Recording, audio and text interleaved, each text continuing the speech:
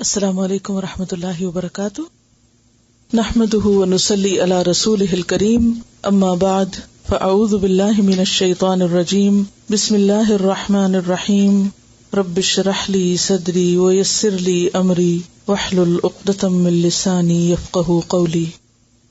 سبق نمبر 246، آیت نمبر 53 سے 75 تک، لیسن نمبر 246، آیت نمبر 53 to 75۔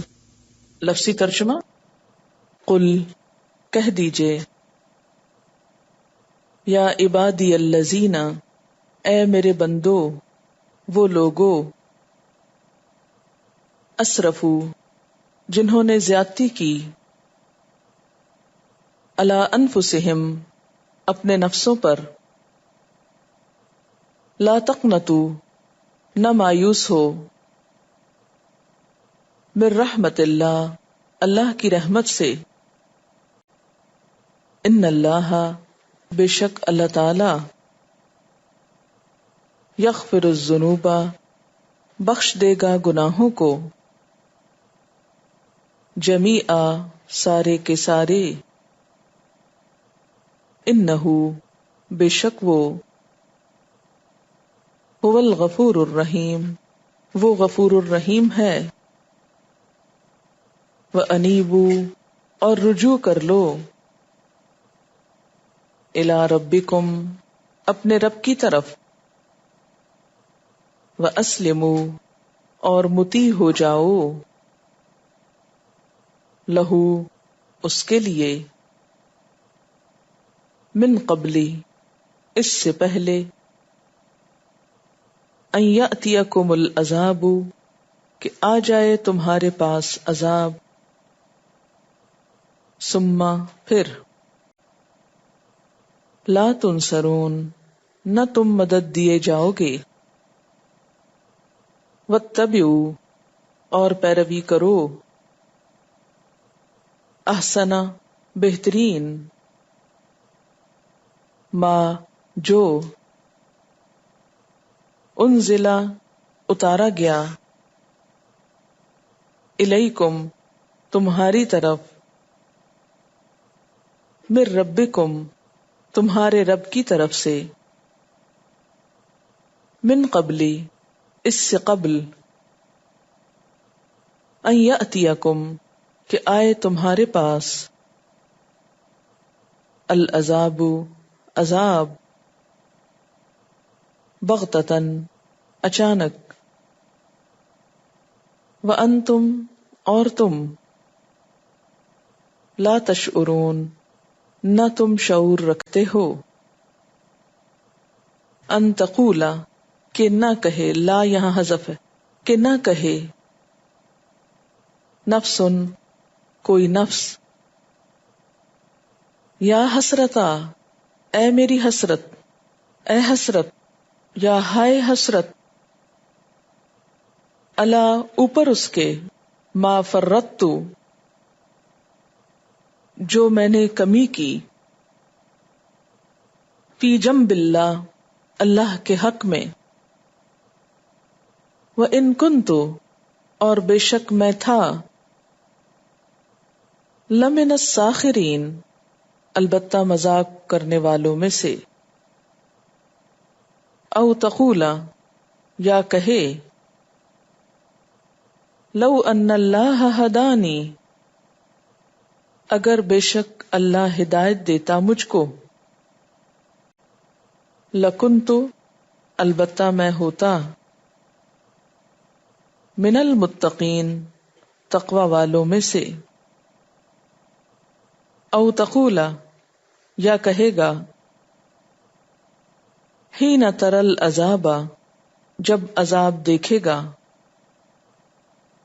لو، کاش، ان، بے شک، لی، میرے لیے، کرتن، ایک بار پلٹنا ہوتا،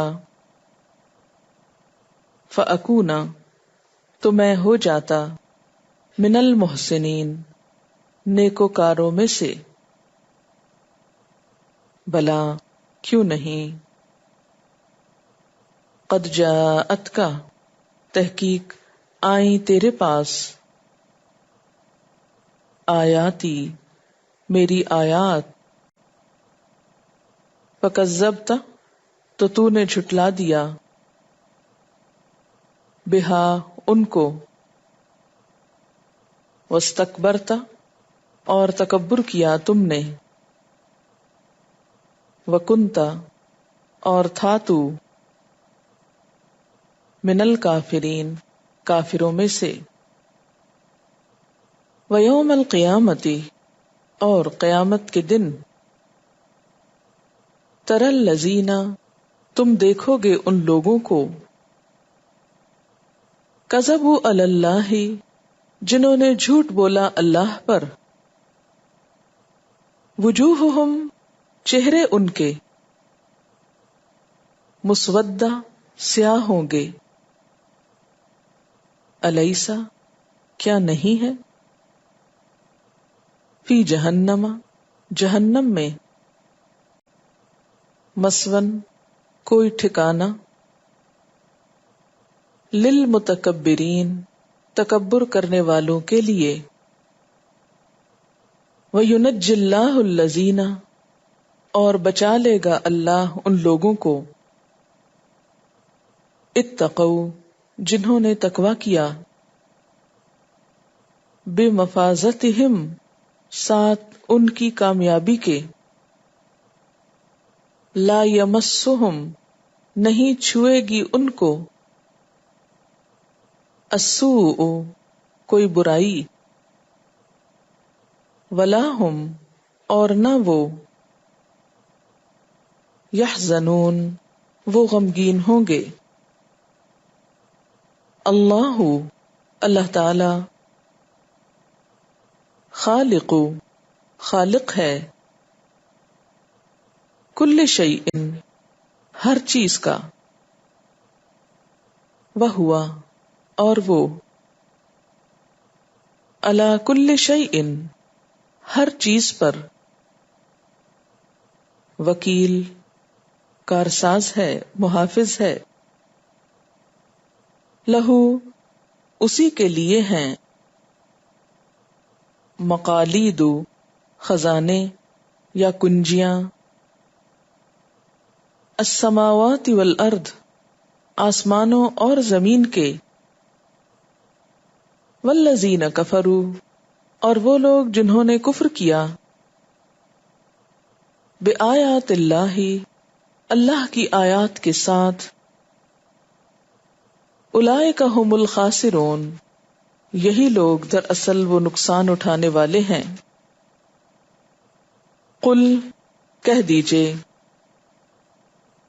افغیر اللہ کیا پھر سوائے اللہ کے، تأمرونی تم حکم دیتے ہو مجھ کو، اعبدو کہ میں عبادت کروں، ایھا الجاہلون اے جاہلو، وَلَقَدْ اور البتہ تحقیق، اوحیا وحی کیا گیا، الیک آپ کی طرف، وَإِلَى الَّذِينَ اور طرف ان لوگوں کے، من قبلک جو آپ سے پہلے تھے، لئن اشرکت البتہ اگر شرک کیا آپ نے، لیحبطن البتہ ضرور ضائع ہو جائے گا، عملک عمل آپ کا،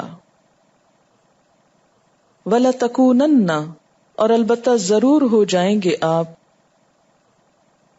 من الخاسرین نقصان اٹھانے والوں میں سے، بل اللہ بلکہ اللہ تعالی کی، فاعبد پس عبادت کیجئے، وکن اور ہو جائیے، من الشاکرین شکر گزاروں میں سے، وما اور نہیں، قدر اللہ انہوں نے قدر کی اللہ کی، حق قدری ہی جیسے حق تھا اس کی قدر کا، والارض اور زمین، جمیعاً ساری کی ساری، قبضتہ اس کی مٹھی میں ہوگی، یوم القیامتی قیامت کے دن، والسماوات اور آسمان، مطویات لپیٹے ہوئے ہوں گے، بیمینہ اس کے دائیں ہاتھ میں، سبحانہ پاک ہے وہ، وتعالی اور بلند ہے، عما اس سے جو، یشرکون وہ شرک کرتے ہیں یا شریک ٹھہراتے ہیں، ونفخ اور پھونک ماری جائے گی، فی الصور سور میں، فصعق پس بے ہوش ہو جائیں گے، من فی السماوات جو آسمانوں میں ہوں گے، ومن فی الارض اور جو زمین میں ہوں گے، الا مگر، من شاء اللہ جس کو چاہے اللہ، ثم پھر، نفخ فیہ پھونکا جائے گا اس میں، اخرى دوسری مرتبہ، فاذا ہم تو جب وہ، قیام کھڑے ہوں گے، ینظرون دیکھ رہے ہوں گے، واشرقت الارض اور چمک اٹھے گی زمین، بنور ربہا اپنے رب کے نور سے، ووضع الکتاب اور رکھ دی جائے گی کتاب، وجیء بالنبیین اور لائے جائیں گے انبیاء، والشہداء اور گواہ، وقضی بینہم اور فیصلہ کر دیا جائے گا ان کے درمیان، بالحق حق کے ساتھ، وہم اور وہ، لا یظلمون ظلم نہ کیے جائیں گے، ووفیت اور پورا پورا دیا جائے گا، کل نفس ہر شخص کو، ما عملت جو اس نے عمل کیا، وہوا اور وہ، عالم زیادہ جانتا ہے، بما یفعلون جو کچھ وہ کرتے ہیں، وسیق الذین اور ہانکے جائیں گے وہ لوگ، کفروا جنہوں نے انکار کیا، الی جہنم جہنم کی طرف، زمرا گروہ در گروہ، حتی یہاں تک کہ، اذا جاؤہا جب وہ آ جائیں گے اس کے پاس،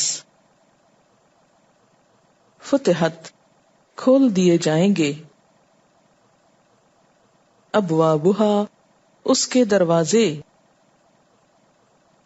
وقال لہم اور کہیں گے ان کو،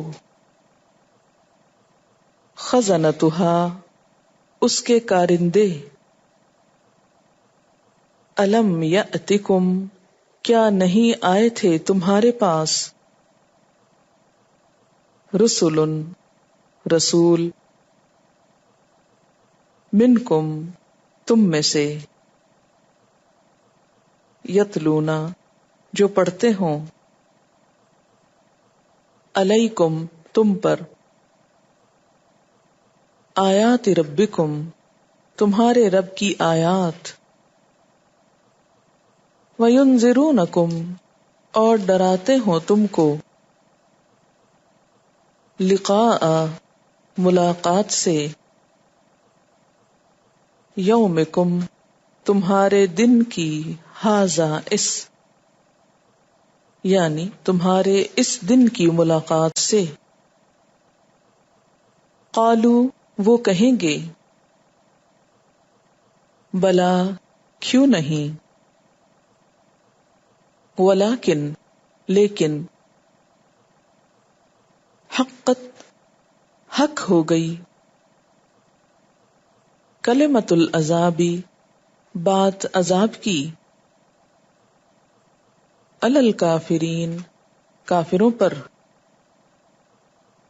قیل ادخلوا کہا جائے گا داخل ہو جاؤ،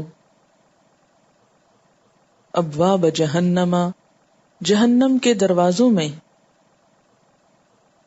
خالدین فیہا ہمیشہ رہنے والے اس میں، فبئس تو برا ہے، مثوی المتکبرین ٹھکانہ تکبر کرنے والوں کا، وسیق الذین اور چلائے جائیں گے وہ لوگ، اتقوا جنہوں نے تقوی کیا، ربہم اپنے رب سے، الی الجنتی جنت کی طرف، زمرہ گروہ در گروہ، حتی یہاں تک کہ، اذا جاؤہا جب وہ آ جائیں گے اس کے پاس، وفتحت اور کھول دیے جائیں گے، ابوابہا اس کے دروازے، وقال لہم اور کہیں گے ان کو، خزنتہا ان کے دربان، سلام علیکم سلامتی ہو تم پر، طبتم خوشحال ہوئے تم، فادخلوہا پس داخل ہو جاؤ ان میں، خالدین ہمیشہ رہنے والے،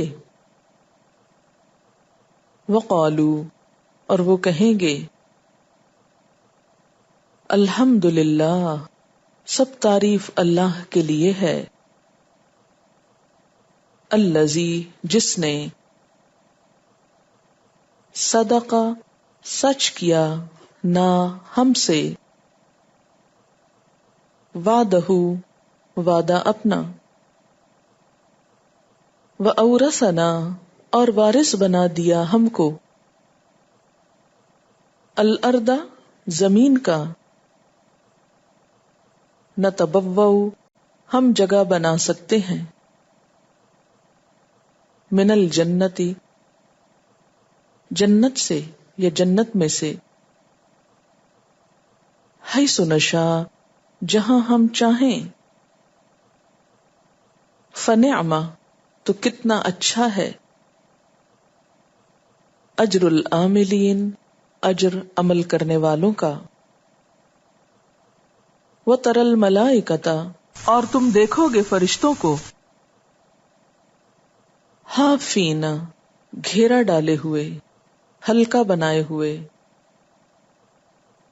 من حول العرش عرش کے آس پاس سے،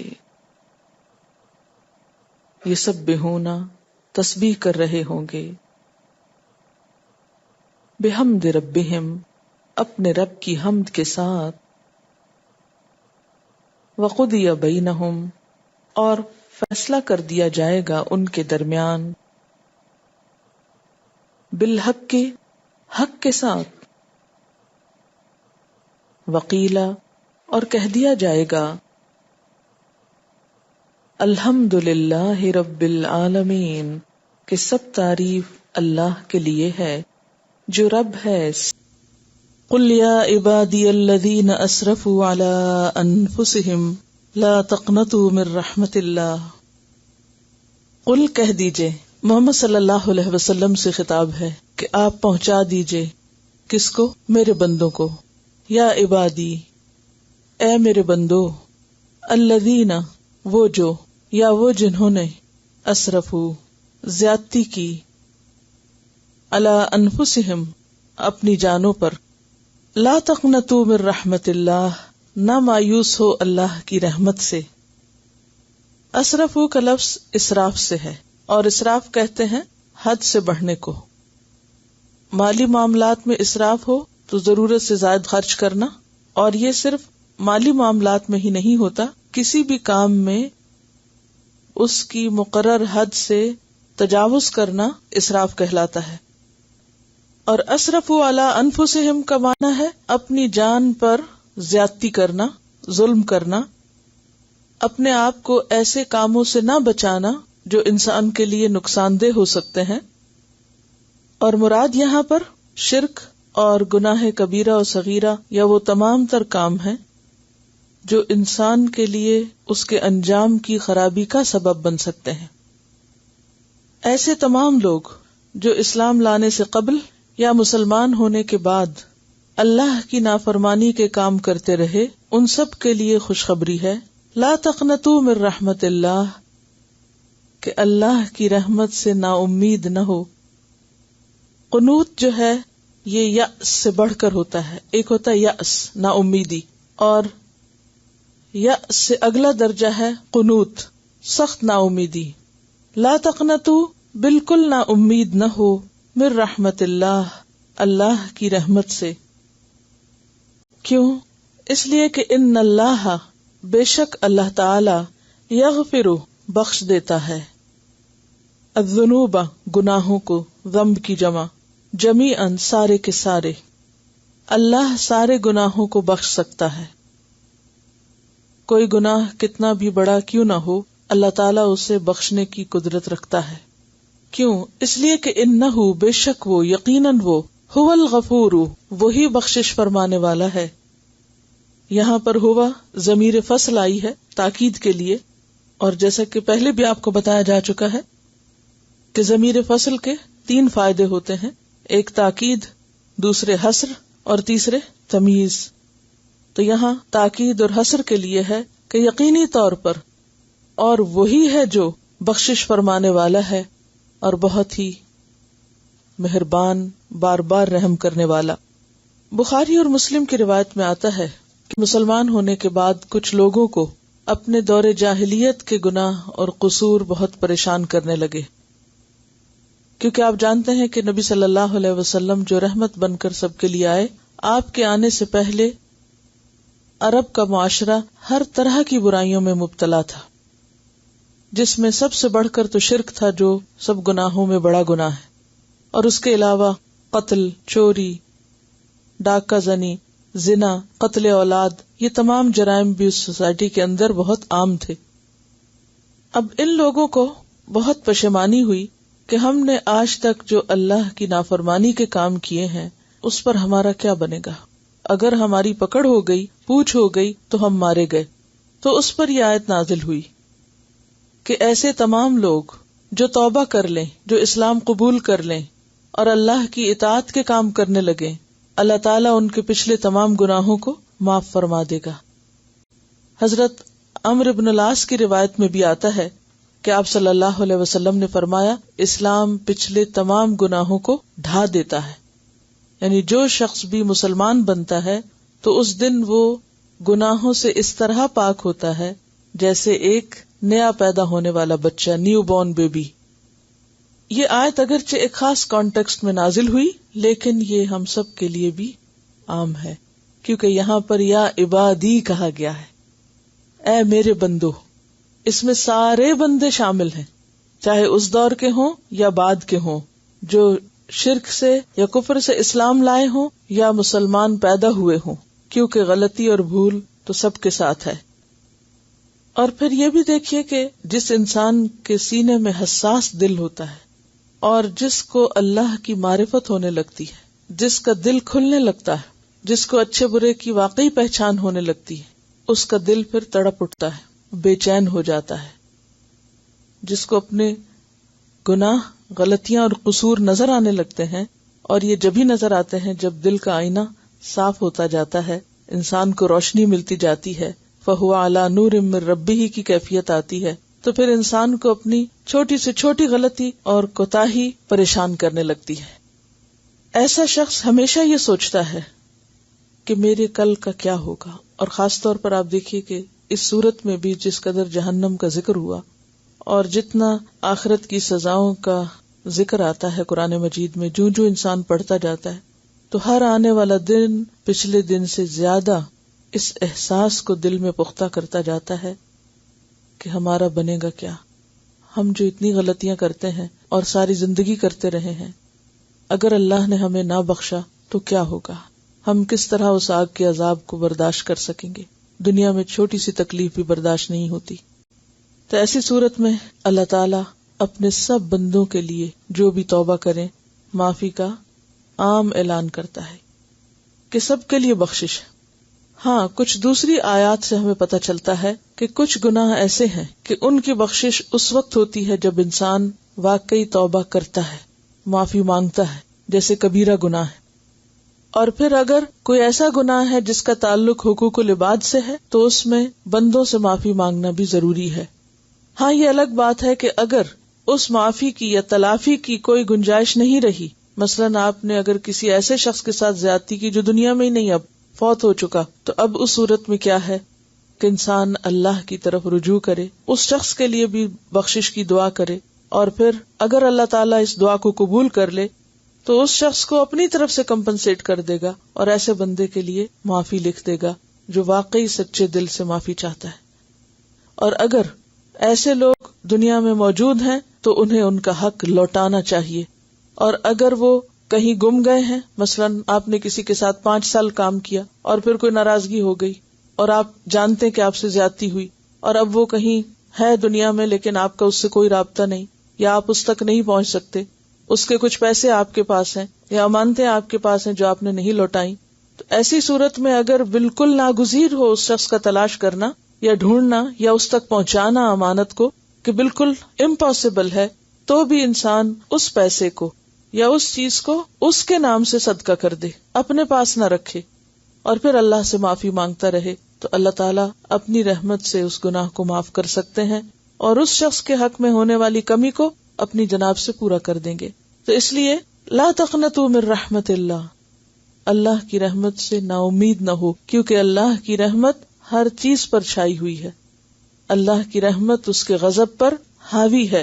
اور یہ جو قرآن مجید میں آتا ہے کہ ان اللہ لا یغفر ان یشرک بہ ویغفر ما دون ذلک لمن یشاء، تو اس سے کیا پتہ چلتا ہے کہ شرک کا گناہ ایسا ہے کہ جو معاف نہیں ہوگا جب تک کہ انسان معافی نہ مانگ لے اور پوری طرح اس سے رجوع نہ کر لے۔ شرک کے علاوہ باقی گناہ جو ہیں ان میں انسان معافی مانگے اور اس کے ساتھ حقوق ادا کرے، لیکن ان کو معاف کرنا توبہ کے ذریعے یا بسا اوقات توبہ کے بغیر بھی اللہ کی مشیت پر ہے، جس کے لیے چاہے معاف کرے اور جس کو چاہے سزا دے، کیونکہ قرآن مجید میں کیا آتا ہے، یغفر لمن یشاء ویعذب من یشاء، جس کو وہ چاہے معاف کرے اور جس کو وہ چاہے سزا دے، یہ سراسر معاملہ اس کے اپنے ہاتھ میں ہے، لیکن یہ اس کا وعدہ ہے کہ وہ معاف کرے گا۔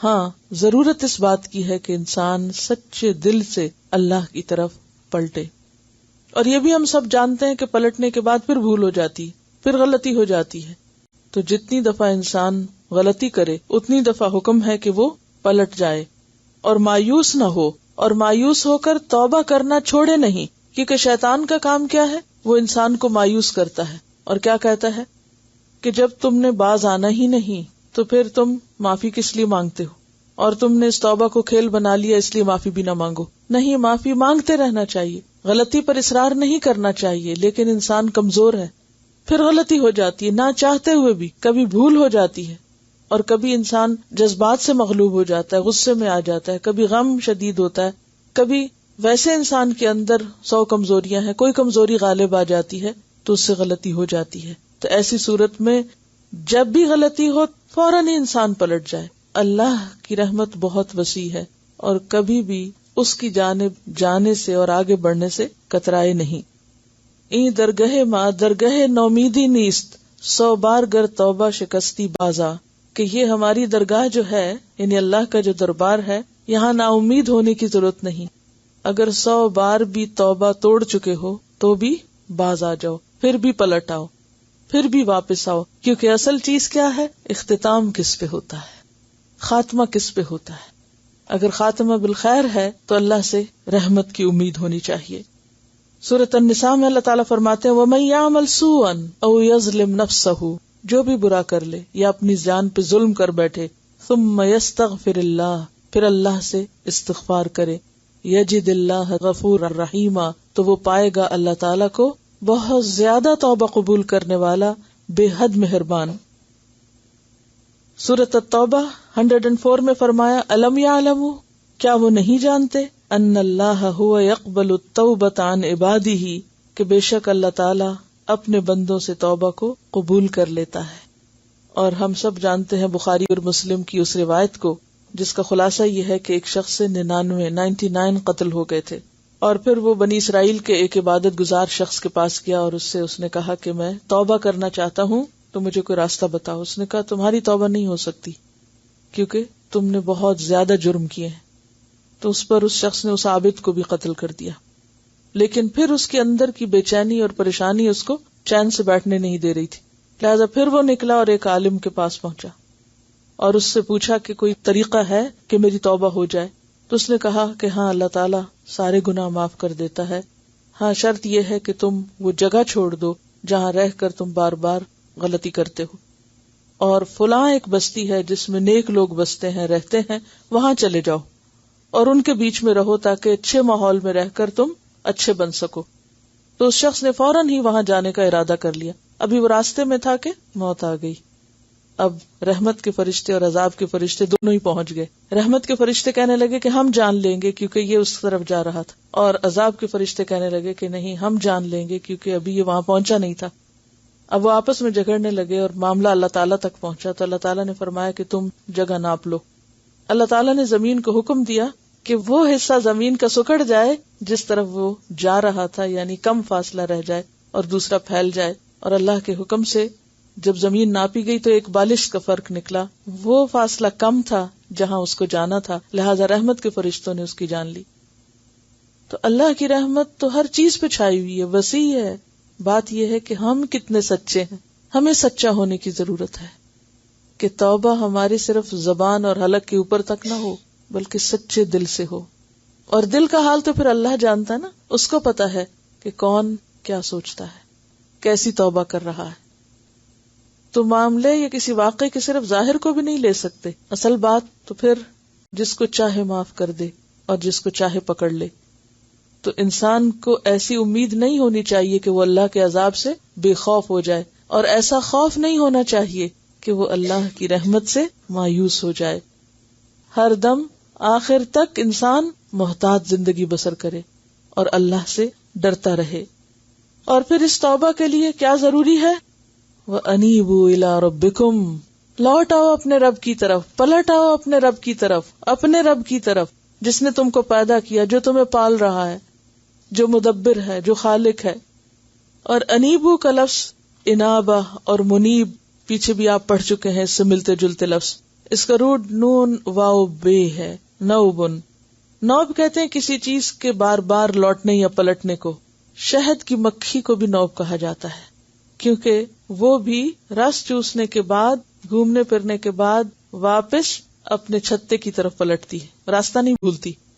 میلوں بھی دور چلی جائے تو کیا کرتی ہے؟ واپس اپنے گھر لوٹتی ہے۔ تو انسان کتنا بھی گناہگار ہو، کتنا بھی دور چلا جائے اپنے رب سے، کتنا بھی دور، لیکن اس کے لیے حق کیا ہے کہ واپس آ جائے۔ صبح کا بھولا اگر شام کو گھر آ جائے اسے بھولا نہیں کہتے، وہ بھولنے والا نہیں، وہ مقام پہ پہنچنے والا ہے۔ انیبو الی ربکم، لوٹ آؤ، پلٹ آؤ، واپس آ جاؤ اپنے رب کی طرف۔ شیطان تو کیا چاہتا ہے کہ انسان اللہ سے مایوس ہو کر اس سے دور ہی رہے، لیکن اللہ تعالیٰ اپنی طرف بلا رہا ہے، کیونکہ انسان کے لیے جہاں میں کہیں اور امان نہیں۔ کہتے نا، نہ جہاں میں کہیں امان ملی، جو امان ملی تو یہاں ملی۔ میرے جرم خانہ خراب کو تیرے عفو بندہ نواز میں، کہ تو ہی بندہ نواز ہے، تو ہی رب ہے اور اپنے بندوں کی سننے والا ہے اور ان کو پناہ دینے والا ہے۔ کوئی کتنے بھی گھناؤنے اور کتنے بھی بڑے جرم کر لے، لیکن وہ سب کو اور ہر پلٹنے والے کو اپنی پناہ میں لے لیتا ہے۔ بات یہ ہے کہ اللہ تعالیٰ کو کسی بندے کی توبہ سے اس قدر خوشی ہوتی ہے، اس کے پلٹنے سے اس قدر خوشی ہوتی ہے، جیسے اس شخص کو جس کا صحرا میں اونٹ کھو جائے، جس پر اس کے لیے کھانے پینے کا سامان لدا ہو، اور پھر وہ مایوس ہونے لگے اور موت اس کو سامنے نظر آئے کہ اتنے میں اچانک اس کا اونٹ مل جائے، تو وہ خوشی کے مارے کہہ اٹھے کہ تو میرا بندہ اور میں تیرا رب۔ یعنی بات اس کے منہ سے خوشی کے مارے الٹ نکلے۔ اللہ تعالیٰ کو کسی بھی بندے کے گناہوں کے کرنے کے بعد پلٹنے سے اس قدر خوشی ہوتی ہے کہ جتنی خوشی اس مایوس شخص کو اپنا اونٹ ملنے سے ہو سکتی ہے کہ جس کی زندگی لوٹ آئے۔ تو توبہ کا قبول ہونا کیا ہے؟ دراصل زندگی کا مل جانا۔ اس لیے کیا کرو؟ پلٹ آؤ، لوٹ آؤ، الی ربکم، اپنے رب کی طرف، واسلموا لہ، اور اس کے فرما بردار بن جاؤ۔ پلٹنے کے بعد پھر نیک کام شروع کرو، فرما بردار ہو جاؤ، کیونکہ اگر انسان صرف توبہ کرے اور نیکی کے کام شروع نہ کرے تو توبہ پر برقرار رہنا، قائم رہنا مشکل ہو جاتا ہے۔ توبہ پر پکا ہونے کے لیے کیا ضروری ہے؟ وَأَسْلِمُوا لَهُ، فرما برداری ضروری ہے۔ انابت قلب کے ساتھ ہوتی ہے، انیبوا الی ربکم دل کے ساتھ ہے، اور اسلموا لہ جوارح کے ساتھ ہے، انسان کے اپنے عمل کے ساتھ ہے۔ انابت میں اخلاص ہے، اور اس صورت کا مرکزی مضمون بھی کیا ہے؟ اخلاص للہ، اپنے رب کے لیے خالص ہو کر اسی کی طرف آ جاؤ۔ وَأَسْلِمُوا لَهُ، اور اس کی اطاعت میں لگ جاؤ۔ اس عالم نے اس قاتل کو جو 100 لوگوں کا قاتل بن چکا تھا کیوں کہا کہ تم یہ بستی چھوڑ کر فلاں بستی میں چلے جاؤ تاکہ تمہارے لیے اچھے ماحول میں نیکی کرنا آسان ہو جائے اور تم اسلموا پر عمل کر سکو۔ من قبل ان یأتیکم العذاب، اس سے پہلے کہ آ جائے تمہارے پاس عذاب، اس سے پہلے کہ اللہ کی پکڑ آ جائے۔ ثم لا تنصرون، پھر تم مدد نہ دیے جاؤ گے، کیونکہ اگر پکڑ ہو گئی تو پھر کوئی نہیں چھڑا سکے گا۔ ابھی وقت ہے، ابھی مہلت ہے، ابھی اس کو راضی کر لو، کیونکہ اگر اس ناراضگی میں موت آ گئی پھر کچھ نہ کر سکو گے۔ تو گویا اس سے یہ بھی پتہ چلتا ہے کہ انسان کو توبہ کرنے میں دیر نہیں لگانی چاہیے، پلٹنے میں دیر نہیں لگانی چاہیے۔ کل ہم نے پڑھا کہ ہر روز رات کو سوتے وقت ہم موت کے منہ میں جاتے ہیں، ہماری آدھی روح چلی جاتی ہے، اور اگر اللہ نہ چاہے تو واپس نہیں آ سکتی۔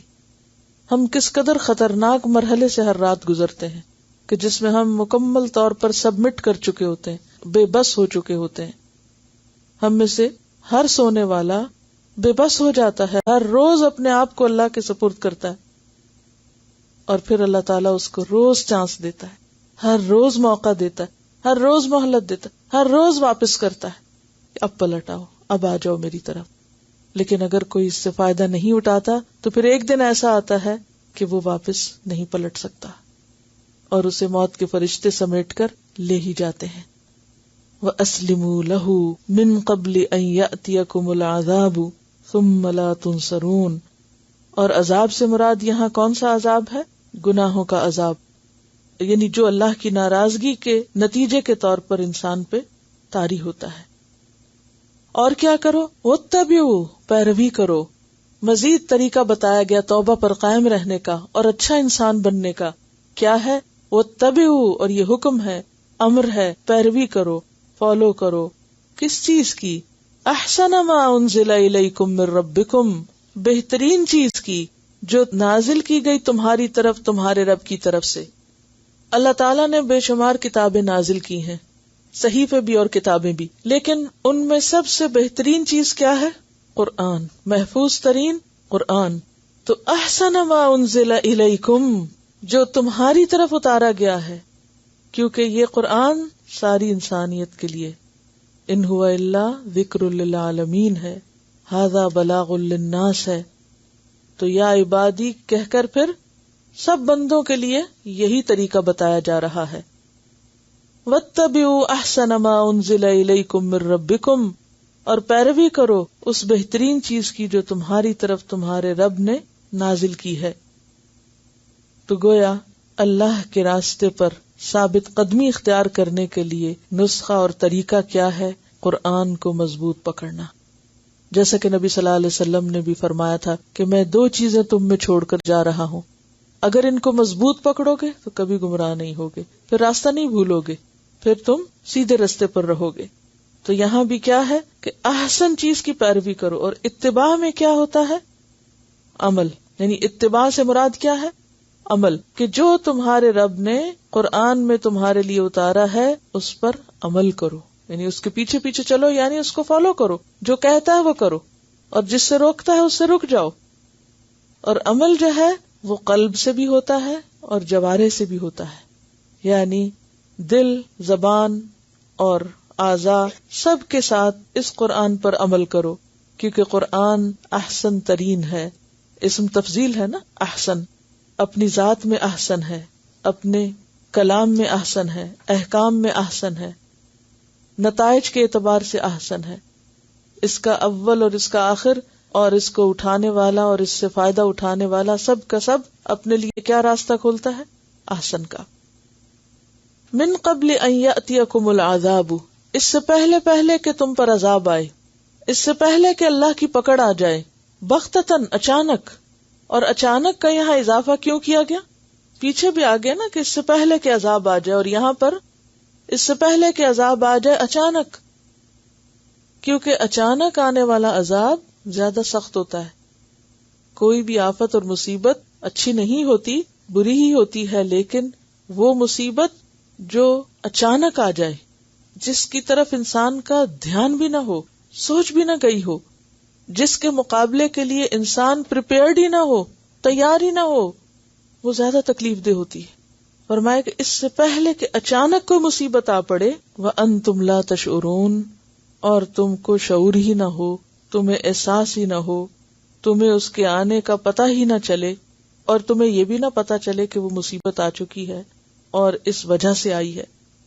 تو اس سے کیا پتہ چلتا ہے کہ عذاب سے بچنے کے لیے قرآن کی پیروی ضروری ہے. عذاب 2 طرح کا ہوتا ہے، ایک حسی اور ایک مانوی، اور پھر ایک دنیا کا اور ایک آخرت کا. تو قرآن کو چھوڑنے کے نتیجے میں انسان کو آخرت کی پکڑ تو ہوگی، لیکن بسا اوقات آخرت سے پہلے دنیا میں بھی انسان اللہ کی نافرمانی کا وبال دیکھتا ہے. اور نافرمانی کا وبال یا مصیبت 2 طرح سے ہوتی ہے، ایک حسی اور ایک مانوی. حسی کا کیا مطلب ہے؟ جس کو آپ محسوس کرتے ہیں، جیسے آپ کہہ سکتے ہیں جسمانی، جس کو آپ کا جسم محسوس کرے، یا جو آپ دیکھ رہے ہو، یا جو آپ کو لگ گئی ہو کوئی چیز. اور مانوی یا روحانی کیا ہو سکتی ہے تکلیف؟ دل کے سکون کا لٹ جانا، سب کچھ ہوتے ہوئے بھی بے قرار رہنا، زندگی سے خوشی کا ختم ہو جانا. تو یہاں پر خبردار کیا جا رہا ہے کہ دیکھو اللہ کی نافرمانی سے بچو، اس کے برعکس کیا کرو؟ احسن چیز کو لے لو، بابرکت چیز کو لے لو. واتبعوا احسن ما انزل الیکم من ربکم من قبل ان یأتیکم العذاب بغتۃ وانتم لا تشعرون. کیا نہیں تم سمجھتے کہ جو مصیبت آئی ہوئی ہے اس کا اصل سبب کیا ہے؟ ایک تو یہ کہ تم بے خبر ہو تو مصیبت آ جائے، اس کو نہ پتا چلے تم کو، اور دوسرے کیا کہ تمہیں یہ نہ پتا چلے کہ یہ تکلیف اس کی اصل وجہ کیا ہے، اور اس کا اصل سبب کیا ہے، اور اس کے پیچھے اصل وجہ کیا ہے. کیونکہ آپ دیکھیے کہ قرآن مجید میں آتا ہے وَمَا أَصَابَكُم مِّن مُّصِيبَةٍ فَبِمَا كَسَبَتْ أَيْدِيكُمْ وَيَعْفُو عَن كَثِيرٍ. جو مصیبت بھی تم پر آتی ہے تمہارے اپنے ہاتھوں کی کمائی ہوتی ہے، اور وہ بہت سی باتوں سے درگزر کر دیتا ہے. یعفو عن کثیر. لیکن بعض اوقات انسان پر کوئی تکلیف آتی ہے تو اس کو یہ شعور ہی نہیں ہوتا کہ یہ تکلیف آئی کیوں، اور وہ اس کا علاج بھی نہیں کر سکتا. اگر یہ پتا ہو کہ یہ مشکل اس وجہ سے ہے تو انسان کیا کرتا ہے؟ فوری طور پر علاج کر لیتا ہے. اور بعض اوقات ایسی تکلیفیں ہوتی ہیں جن کا کوئی علاج ہی نہیں ہوتا، اور انسان کو خود بھی پتا نہیں ہوتا کہ یہ ایسا ہو کیوں رہا ہے، لہٰذا وہ رجوع بھی نہیں کرتا، پلٹتا بھی نہیں. تو قرآن شفا ہے. کس کے لیے؟ شفاء لما فی الصدور، ان بیماریوں کے لیے جو سینوں میں ہے، دل کی بیماریاں. تو بہت سی وحشت، گھبراہٹ، دکھ، تکلیف، پریشانی سب کچھ ہوتے ہوئے اس کی ایک بہت بڑی وجہ کیا ہو سکتی ہے کہ انسان نے اللہ کی کتاب سے منہ موڑا ہوا ہے، یا یہ کہ انسان اللہ کی کتاب کو پڑھتا تو ہے مگر عمل نہیں کرتا اس پر. اسی لیے ہم دیکھتے ہیں کہ بسا اوقات انسان نیکی کے کسی موقع کو کھو بیٹھتا ہے، نیکی سے محروم ہو جاتا ہے. ہم کبھی نہیں سوچتے کہ ہم سے نیکی کا کوئی موقع کیوں گیا. کسی نیکی کے موقع کا ہاتھ سے نکل جانا یہ بھی عذاب کی ایک قسم ہے، یہ بھی ایک محرومی ہے. اور بعض اوقات ہمیں نہیں پتا ہوتا کہ ہم ایک کام اچھا بھلا کر رہے تھے، وہ چھوٹ کیوں گیا ہم سے. مثلاً ذاتی زندگی کی عبادت. تو ایک بزرگ کہتے تھے کہ اگر مجھ سے رات کی نماز چھوٹ جائے تو میں غور کرتا ہوں میں نے کیا گناہ کیا. یہ ہو نہیں سکتا کہ میری غلطی کے بغیر اللہ مجھ سے نیکی کا موقع چھین لے. ہم میں سے کتنے لوگ ہیں اگر ان کی مثلاً فجر کی نماز کے لیے آنکھ نہیں کھلی تو وہ فوراً اپنے اوپر نظر ڈالیں اور غلطی اپنی سوچیں کہ ہم سے کیا کوتاہی ہوئی، ہم سے کیا غلطی ہوئی کہ ہم سے اتنی بڑی سعادت چلی گئی کہ ہم نے وقت پر نماز نہیں پڑھی. کیونکہ باقی نمازوں میں تم جاگ ہی رہے ہوتے ہیں نا، تو کسی نہ کسی طرح جاتے جاتے بھی پکڑ لیتے ہیں ان کو. لیٹ سویر کر لی، بس کھینچ تان کے پڑھ لی. لیکن اصل ٹیسٹ کب ہوتا ہے؟ جب انسان سو رہا ہوتا ہے نا. یہ باقی نمازوں سے مختلف نماز ہے، کیونکہ تہجد تو مقربین کی علامت ہے نا. اس سے پیچھے تو پھر اب شاید آپ اس کو ریلیٹ ہی نہ کر سکیں. جس کو کبھی کیا ہی نہیں تو اس کے چھٹنے کی کیا فکر ہوگی، اور کس کو ہم سمجھیں گے کہ کسی گناہ کا نتیجہ. لیکن فرائض ہی کو آپ دیکھ لیں کہ اگر ہم سے کوئی فرض رہ جاتا ہے تو کبھی ہم نے سوچا کہ یہ اللہ ناراض ہے مجھ سے کہ مجھے اپنی عبادت کا موقع بھی نہیں دے رہا. ایسے ہوتا ہے نا، جیسے ماں ناراض ہوتی ہے تو کیا کہتی ہے، بچہ کوئی خدمت کرنے لگے تو کیا کہتی، جاؤ مجھے نہیں چاہیے. مثلا وہ پانی لا کے رکھتا ہے تو آپ کہتے میں نہیں پی رہی، جاؤ. وہ کوئی کام کرے تو کہتے جاؤ نہیں چاہیے. اللہ کو تو ویسے ہی نہیں چاہیے، لیکن ہمیں سوچنا چاہیے کہ ایک نیکی جو ہم مستقل طور پہ کر رہے ہوں اور پھر وہ ہم سے چھوٹ جائے تو وہ آخر کیوں چھوٹی، کیوں موقع گیا ہاتھ سے.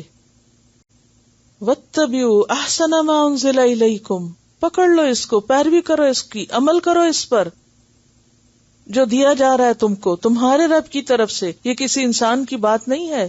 اس سے پہلے کہ یہ موقع بھی ہاتھ سے جائے اور یہ احساس بھی جائے. کہتے ہیں نا کہ کارواں کے دل سے احساس زیاں جاتا رہا. جب کارواں کیا ہوتا ہے، چلنے والی چیز، یعنی وہ چلنے یعنی کہ قافلہ ہوتا ہے نا جو چل رہا ہوتا ہے، سفر، مسافر. تو ہم سب بھی دنیا میں ایک کارواں کی حیثیت سے زندگی بسر کر رہے ہیں. ہم سب بھی مسافر ہیں آخرت کے.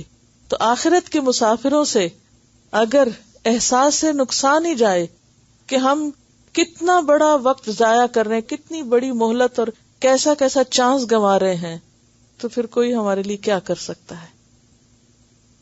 ہم تو شاید یہ سوچے ہوئے ہیں کہ ہمیشہ یہاں رہنا ہے اور کبھی واپسی نہیں ہے. لیکن قیامت کا دن یوم الحسرت ہے، جہاں انسان کو اپنی زندگی کے گنوائے ہوئے اوقات پر سخت حسرت اور پشیمانی ہوگی، سخت ندامت ہوگی کہ میں نے کیوں نہ کیا. جس نے کبھی نیکی کرنے کی لذت چکھی ہی نہ ہو، اسے کیا معلوم کہ جب وہ نعمت ہاتھ سے جاتی ہے تو وہ اس کو کیا درجہ دیتا ہے. وہ اسے اللہ کی ناراضگی اور عذاب سے کم نہیں سمجھتا. ان تقول نفس یا حسرتا، کہیں ایسا نہ ہو کہ کوئی نفس یہ کہے، اور نفسن یا نکرہ، کوئی انسان، کسی انسان کی طرف بھی اشارہ ہے، ہم میں سے کوئی ہو سکتا ہے. کہیں کوئی شخص یہ نہ کہے یا حسرتا، ہائے حسرت میری. اصل میں یہ تھا یا حسرتی.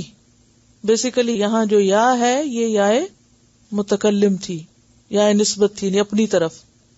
یا حسرتی، میری حسرت. لیکن تا کیوں پڑھا گیا؟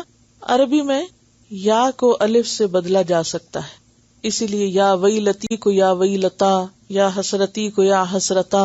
کلام کی خوبصورتی کے لیے ایسا کیا جاتا ہے، کیونکہ اگر آپ یوں بولے نا یا حسرتی تو وہ گم ہوتی ہے بات.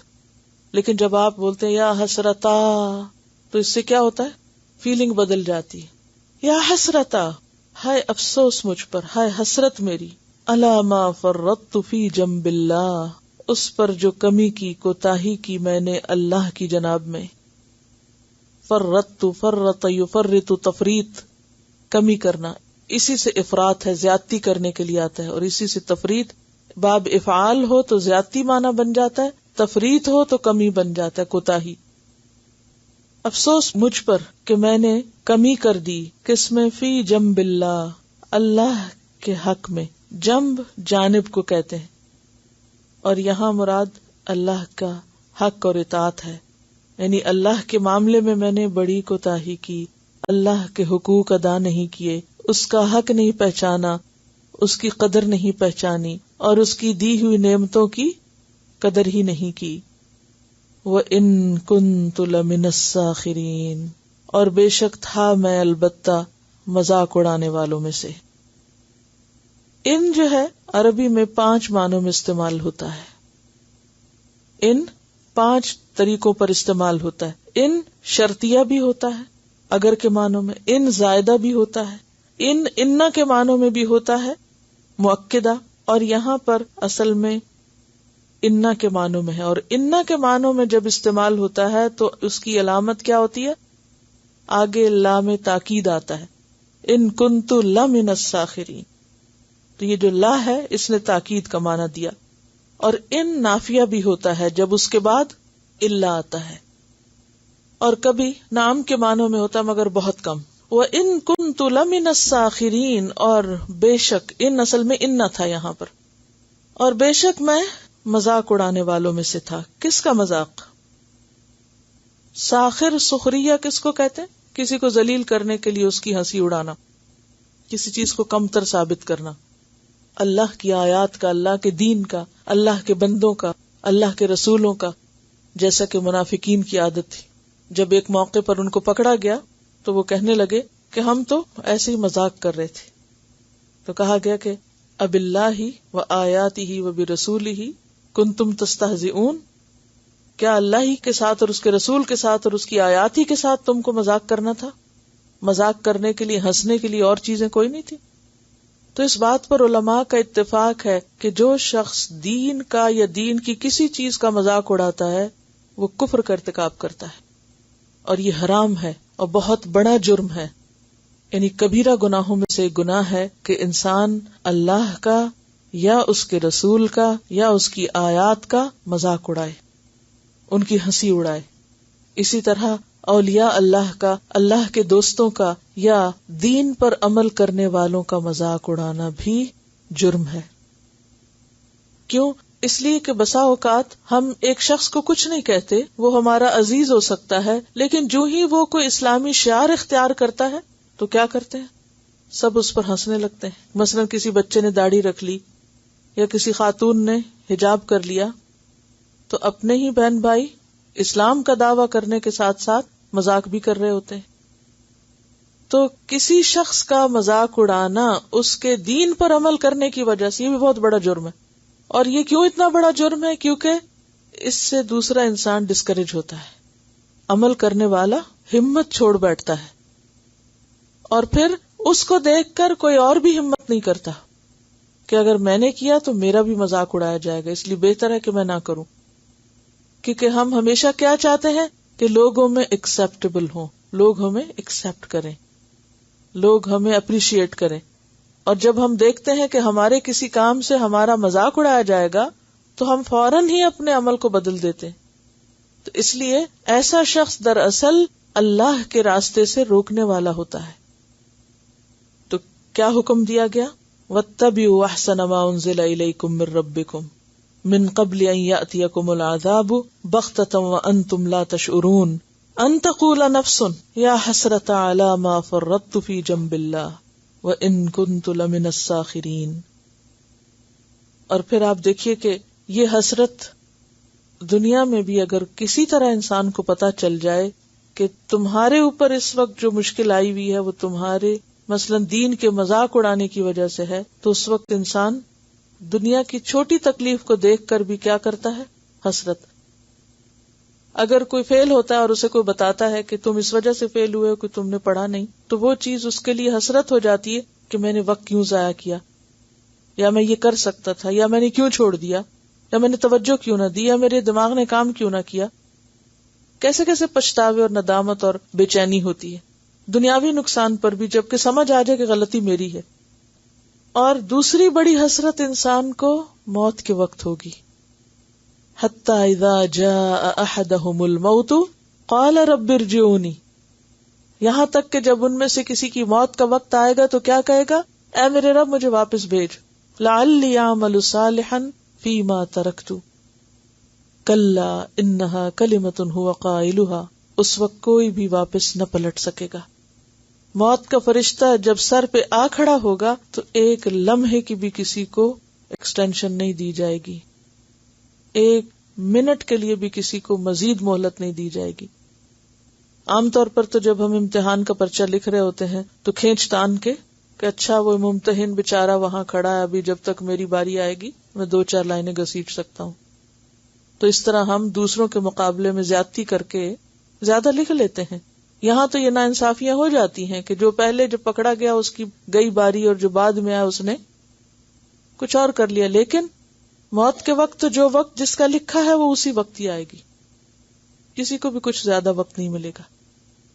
تو پھر انسان کے پاس کیا رہ جائے گا؟ حسرتیں، افسوس، ندامت۔ لہذا کرنے کا کام کیا ہے؟ وہی جو اس سورت کے شروع میں بتایا گیا، فبشر عباد الذین یستمعون القول فیتبعون احسنہ۔ اور سورت النحل 97 میں وعدہ کیا گیا، وَلَنَجْزِيَنَّهُمْ أَجْرَهُمْ بِأَحْسَنِ مَا كَانُوا يَعْمَلُونَ، ہم ان کے اچھے اعمال کی جزا بہترین طریقے پر قیامت کے دن ان کو دیں گے۔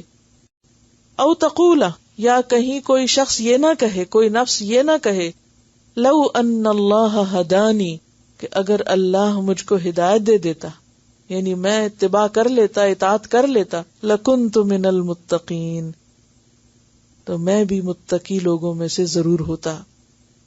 او تقولا، یا کہیں یہ نہ کہے، حین تری العذاب، جب دیکھ لے عذاب کو، کب دیکھے گا انسان؟ قبر میں یا پھر آخرت کے دن۔ لو ان لی کرۃن، کاش بے شک میرے لیے ایک بار لوٹنا ہوتا، فاکون من المحسنین، تو میں بھی محسنین میں سے ہو جاتا، کیونکہ پیچھے بھی کل کے سبق میں تقوی اور احسان کی بات تھی۔ دنیا میں تو موقع ہے کہ کوئی شخص اتباع کرے، تقوی اختیار کرے، احسان کا طریقہ، لیکن مرنے کے بعد تو یہ باتیں صرف حسرتیں رہ جائیں گی، کاش میں ایسا کر لیتا اور کاش ویسا کر لیتا۔ اور یہاں لو کا لفظ استعمال ہوا ہے، لو کا لفظ 3 معنوں میں استعمال ہوتا ہے، اسی لیے آپ دیکھیں گے کہ ترجمہ بعض اوقات اگر ہوتا ہے اور بعض اوقات کاش ہوتا ہے۔ ایک تو شرطیہ ہوتا ہے یعنی ان کے معنوں میں، اور ایک تمنائیہ ہوتا ہے جیسے کاش کے معنوں میں، اور ایک مصدریہ ہوتا ہے۔ لو ان لی کرتن، اور کرتن کا لفظ ہے کاف رے سے ہے، تکرار لفظ بھی اسی سے ہے، کرار بھی اسی سے، حیدر کرار لفظ آپ نے سنا ہوگا، کرار کہتے ہیں اس شخص کو جو پلٹ پلٹ کے آ کے حملہ کرے، تو کرتن ایک بار لوٹنا، یعنی دنیا میں صرف ایک بار لوٹنے کا موقع مل جائے تو میں بہت اچھے کام کروں۔ موت کے وقت بھی انسان کہے گا نا، قال رب ارجعونی، اللہ مجھے واپس بھیج، صرف ایک چانس اور مل جائے، لیکن یہ چانس ملنے کا نہیں۔ سورۃ اعراف 53 میں آتا ہے، او نرد فنعمل غیر الذی کنا نعمل، یا ہم لوٹا دیے جائیں تو ہم وہ کام کر کے آئیں جو ابھی تک ہم نے نہیں کیے۔ آج آپ دیکھیں ہمارے پاس وقت ہے، زندگی ہے، مہلت ہے، لیکن ہم ٹالتے رہتے ہیں، ٹال مٹول کرتے رہتے ہیں، اچھا کل کر لیں گے، پرسوں کر لیں گے، پھر کر لیں گے، لیکن کتنے ہی کام ایسے ہیں جو کرنے چاہیے اور ہم ابھی تک نہیں کیے۔ تب آپ کو اللہ تعالیٰ کچھ مہلت دے رہا ہے، کچھ وقت ہے، آئندہ چھٹیوں کے دنوں میں اپنے پچھلے ایسے سارے وعدوں کو، کاموں کو نکالیں، سوچیں، پلاننگ کریں اور کچھ نہ کچھ کر لیں، کیونکہ نہیں پتا کل موقع ملتا ہے یا نہیں۔ ہر دن تو آنے والا زندگی کے ایک دن میں کمی کر دیتا ہے۔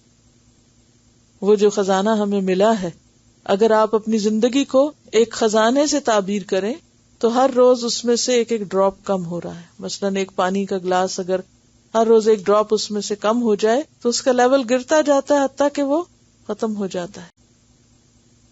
ہماری زندگی بڑھ نہیں رہی، گھٹ رہی ہے، ہر روز کم ہو رہی ہے، اور اگر ہم اس کو صحیح جگہ استعمال نہیں کر رہے تو یہی چیز حسرت بننے والی ہے۔ اور اس میں کوئی اور ہمارے لیے کچھ نہیں کر سکتا، ہمیں اپنے ایک ایک دن کو خود استعمال کرنا ہے۔ تو فرمایا بلا قد جاءتک آیاتی، کیوں نہیں، تحقیق آ گئی تیرے پاس میری آیات، تیرے پاس میری آیات آئی تھی. یہ کس کو کہا جائے گا؟ جو یہ تمنا کرے گا کہ کاش مجھے دنیا میں ایک بار واپس بھیجا جائے، اب میں عمل کر کے آؤں.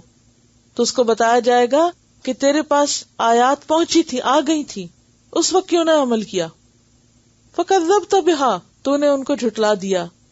واستکبرت، اور تکبر میں پڑے رہے، اپنے آپ کو بڑی چیز سمجھا، اکڑ میں رہے. وکنت من الکافرین، اور تھا تو انکار کرنے والوں میں سے. تو مان کے ہی کب دیتا تھا؟ تجھے سمجھایا جاتا تھا، تجھے ڈرایا جاتا تھا، تجھے شوق دلایا جاتا تھا، مگر تیرے دل پہ کوئی بات اثر کرتی ہی نہ تھی. اس وقت تم ہٹ دھرمی کا شکار رہے، کچھ نہ کیا، اس وقت سے فائدہ نہ اٹھایا. چلیے اس کی تلاوت سنیے. پھر قیامت کے دن کسی کو معافی نہیں ملے گی. دنیا میں تو انسان کے لیے توبہ کا دروازہ کھلا ہے جب تک کہ اس کی موت کا وقت نہ آ جائے یا پھر سورج مغرب سے طلوع نہ ہو جائے. ہاں، جب سے دنیا میں سورج مغرب سے طلوع ہوگا پھر توبہ نہیں ہوگی کسی کی. دیکھیے، جان بوجھ کے غلطی نہیں کرنی چاہیے، لیکن پھر بھی غلطی ہوگی.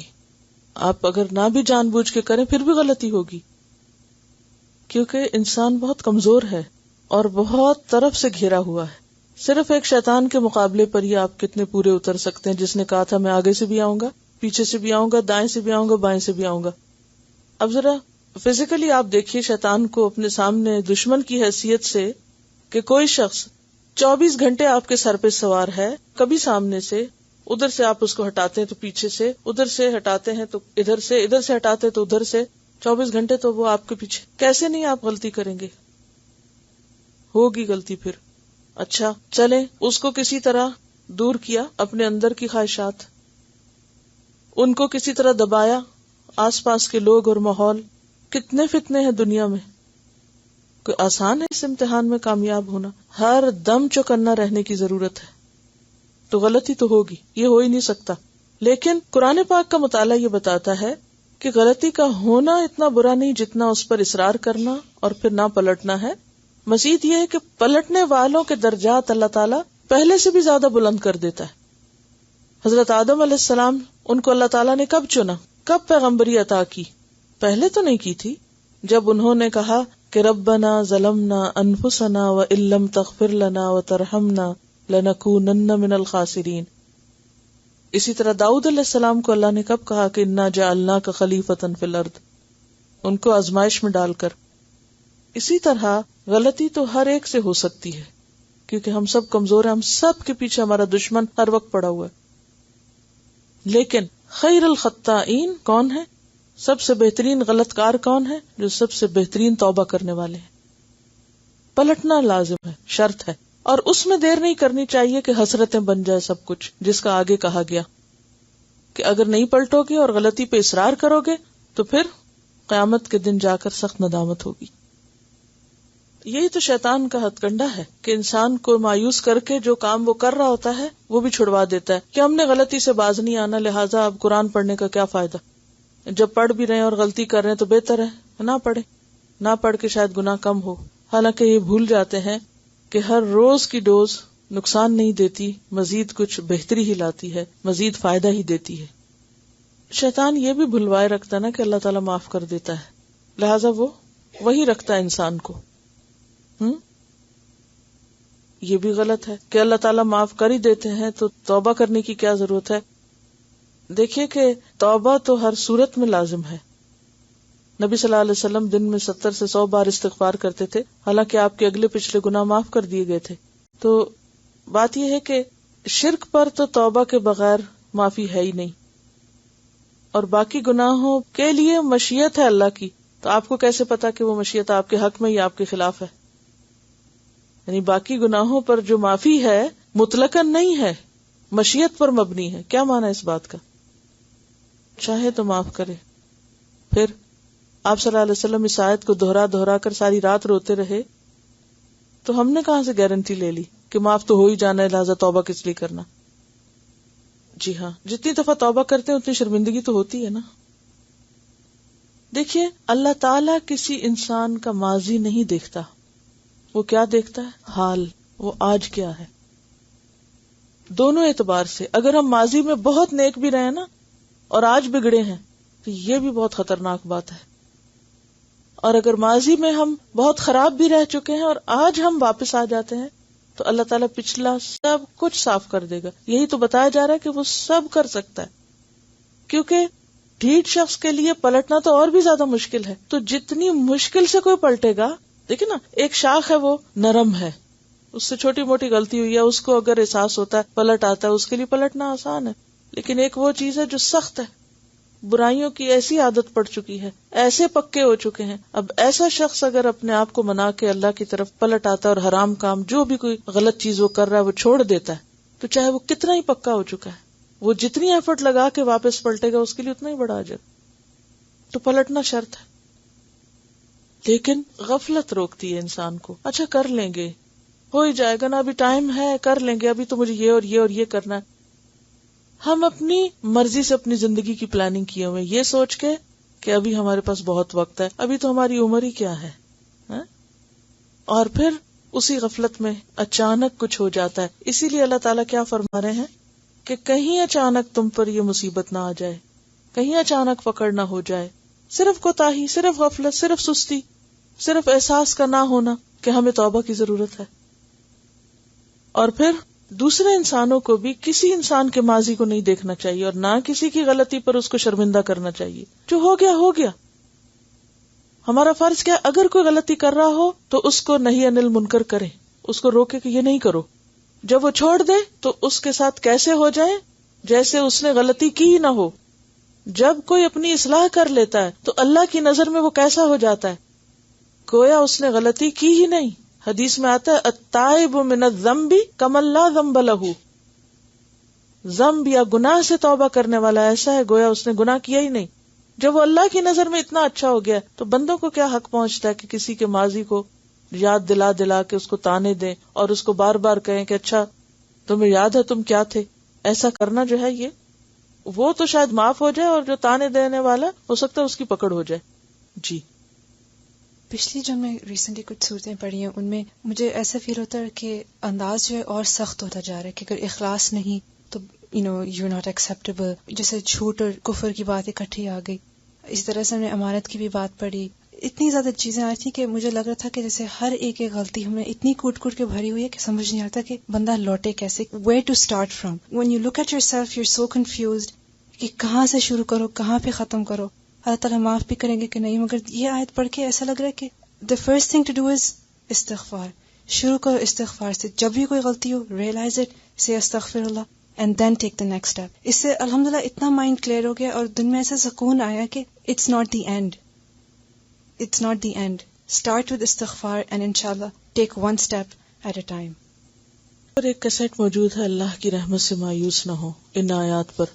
اور کچھ عرصہ پہلے خاتون مجھ سے خاص طور پر ملنے کے لیے آئی اور انہوں نے کہا کہ وہ بالکل خودکشی کے قریب پہنچ چکی تھی. تو یہ لیکچر کسی نے ان کو سننے کے لیے دیا اور الحمدللہ ان کو ایسا لگا کہ جیسے ایک نئی زندگی مل گئی ہو. تو یہ آیات واقعی انسان کو ایک نئی زندگی بخشنے والی ہیں. چلیے آگے چلتے ہیں. وَيَوْمَ الْقِيَامَةِ تَرَى الَّذِينَ كَذَبُوا عَلَى اللَّهِ وُجُوهُهُمْ مُسْوَدَّةٌ. اور قیامت کے دن تم دیکھ لو گے ان لوگوں کو جنہوں نے اللہ پہ جھوٹ باندھا, جس کی تفصیل کل گزر چکی ہے. فَمَنْ أَظْلَمُ مِمَّنْ كَذَبَ عَلَى اللَّهِ. کیا ہوگا ان کے ساتھ؟ وجوہہم مسودہ, ان کے چہرے سیاہ ہوں گے غم اور حسرت کی وجہ سے. الیس فی جہنم مثوی للمتکبرین. کیا نہیں ہے جہنم میں ٹھکانہ تکبر کرنے والوں کے لیے؟ اور الیسا کا جواب کیا ہوگا؟ بلا, کیوں نہیں, بالکل ہے, وہی تو ہے جگہ ان کے لیے. اور تکبر کیا ہے؟ بطر الحق وغمط الناس, حق کا انکار اور لوگوں کو حقیر سمجھنا. اور لوگوں کو حقیر بھی انسان حق کے انکار کے بعد ہی سمجھتا ہے, کیونکہ قرآن میں کیا سبق دیا گیا ہے کہ انسان اللہ کا حق بھی پہچانے اور بندوں کا بھی. تو جو اللہ کا نہیں پہچانتا پھر وہ بندوں کا بھی نہیں پہچانتا. وَيُنَجِّ اللَّهُ الَّذِينَ اتَّقَوْا بِمَفَازَتِهِمْ وَيُنَجِّ اللَّهُ, اور نجات دے گا اللہ الذین ان لوگوں کو اتقوا جنہوں نے تقوی اختیار کیا بمفازتہم ان کی کامیابی کے ساتھ. مفاز جو ہے مصدر میمی ہے مفازتن اور اسم ظرف بھی ہے. اگر اسم ظرف ہو تو معنی کیا ہوگا کہ کامیابی کا مقام، یعنی کامیابی کے مقام پر ان کو پہنچا دے گا تقوی والوں کو ہر طرح کی تکلیفوں اور مصیبتوں سے نجات دلا کر. اور اگر یہ مصدر ہو تو معنی ہے فلاح، خوش نصیبی. تو اللہ تقوی والوں کو کامیابی کے ساتھ نجات عطا کر دے گا. لا یمسہم السوء برائی ان کو چھوئے گی بھی نہیں، تکلیف ان کے پاس سے بھی نہیں گزرے گی، کیونکہ وہ دنیا میں بچ بچ کے زندگی بسر کرتے رہے. تقوی کیا ہے؟ احتیاط کے ساتھ سمٹ کے چلنا، ہر گناہ اور غلطی سے بچنے کی کوشش. تو جو اس طرح زندگی بسر کریں گے قیامت کے دن اللہ تعالیٰ ان کو ہر طرح کی تکلیف سے بچا لیں گے اور ان کو کامیابی کے مقام تک پہنچا دیں گے اور ان کو کسی تکلیف دہ چیز سے سابقہ پیش نہیں آئے گا. وَلَا هُمْ يَحْزَنُونَ اور نہ وہ غمگین ہوں گے. کس پر؟ حزن کس کا ہوتا ہے؟ غم کس کا ہوتا ہے؟ ماضی کا، گزشتہ دنوں کا. وہ اپنی گزشتہ زندگی پر غمگین نہیں ہوں گے، یعنی ان کو کوئی حسرتیں نہیں ہوں گی، کیونکہ انہوں نے اپنی زندگی اور وقت کی پوری قدر کی اور اس سے پورا فائدہ اٹھایا. اسی پر وہ خوش ہوں گے. بالکل اس طالب علم کی طرح جو دنیا میں بہترین کامیابی پاتا ہے تو اس کو ایک طرف کامیابی کی خوشی ہوتی ہے اور دوسری طرف کوئی غم نہیں ہوتا. کس بات کا؟ اپنا وقت ضائع ہونے کا یا محنت کے ضائع ہونے کا. تو ان لوگوں کو بھی کوئی غم نہیں ہوگا، کوئی دکھ اور افسوس نہ ہوگا. اللہ خالق کل شیء اللہ ہی خالق ہے ہر چیز کا. وَهُوَ عَلَى كُلِّ شَيْءٍ وَكِيلٌ اور وہ ہر چیز پر نگران ہے، نگہبان ہے، اس کی حفاظت بھی کر رہا ہے اور اس کی تدبیر بھی کرتا ہے.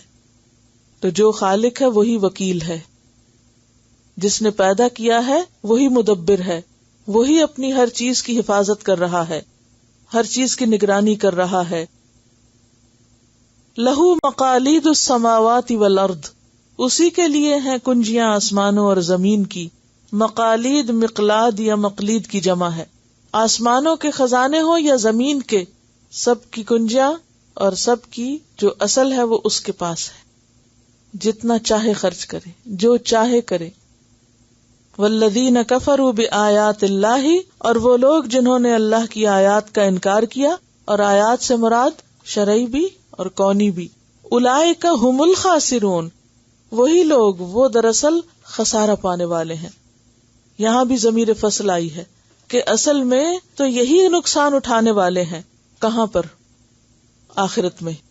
دنیا میں بھی ایک طرح سے، لیکن حقیقی خسارہ تو آخرت کا خسارہ ہے.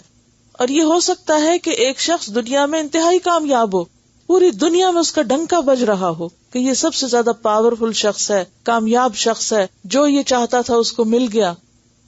لیکن اگر آخرت میں ناکام ہے تو پھر حقیقی ناکام ہے. کہ اصل خسارے والے کون ہیں؟ جنہوں نے اللہ کی آیات کا انکار کیا ہے. اور اس میں آپ دیکھیے کہ سورۃ کہف میں گزر چکا ہے، قل هل ننبئکم بالاخسرین اعمالا الذین ضل سعیہم فی الحیاۃ الدنیا وہم یحسبون انہم یحسنون صنعا. وہ صرف خاسرین نہیں بلکہ اخسرین ہیں. قل افغیر اللہ تأمرونی اعبد ایھا الجاہلون.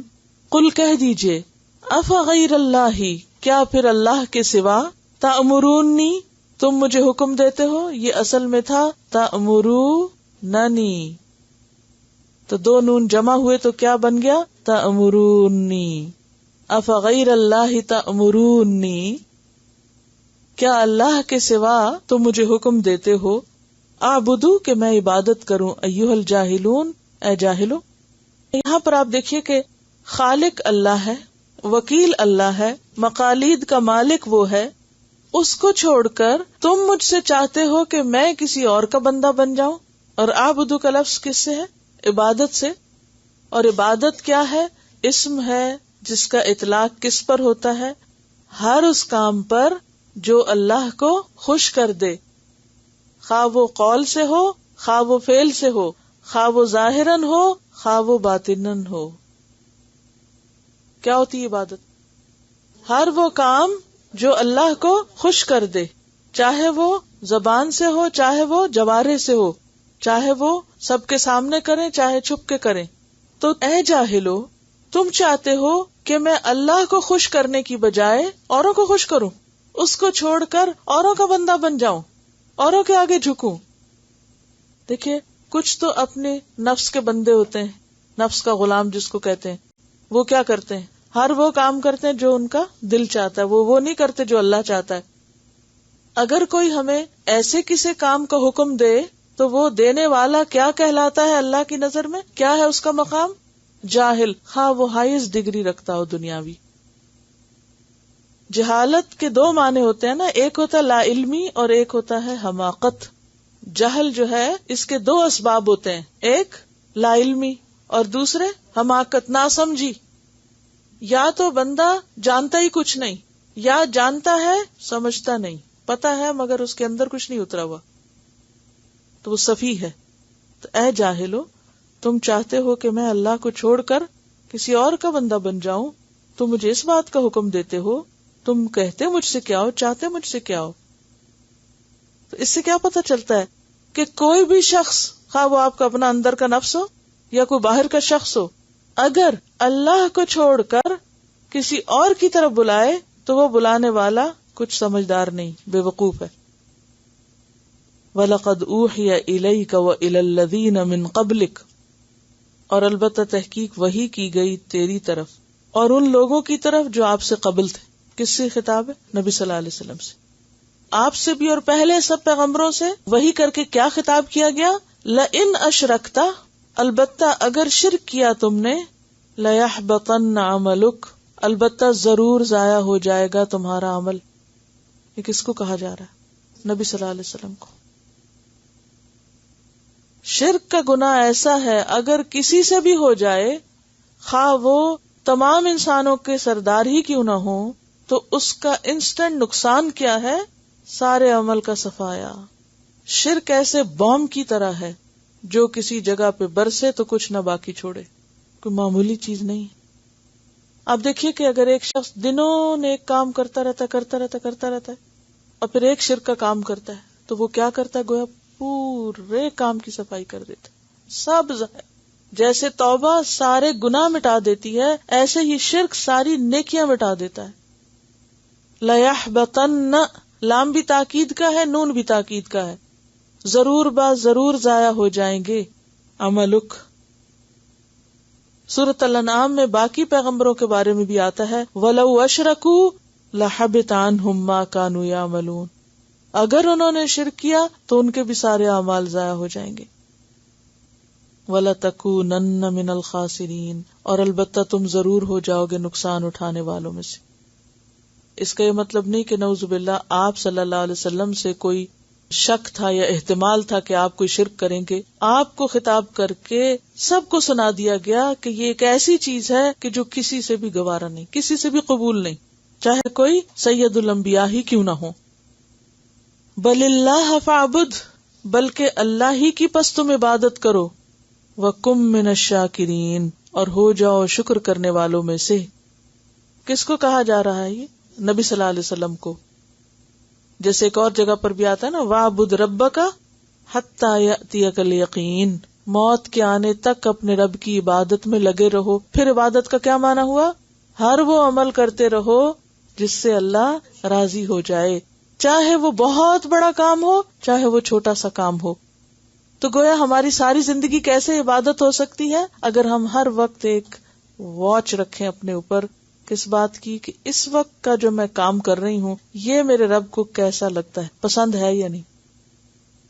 کہیں پر بھی ہو آپ، گھر میں ہیں، گھر سے باہر ہیں، بچوں میں ہیں، خاندان میں، کسی شادی میں، کسی پکنک پہ ہیں، سفر کر رہے ہیں، آ رہے ہیں، جا رہے ہیں، فون پر ہیں، کوئی بھی کام آپ کر رہے ہیں، ایک چیک اپنے اوپر رکھیں کہ میرے اس کام کی ویلیو میرے رب کی نظر میں کیا ہے.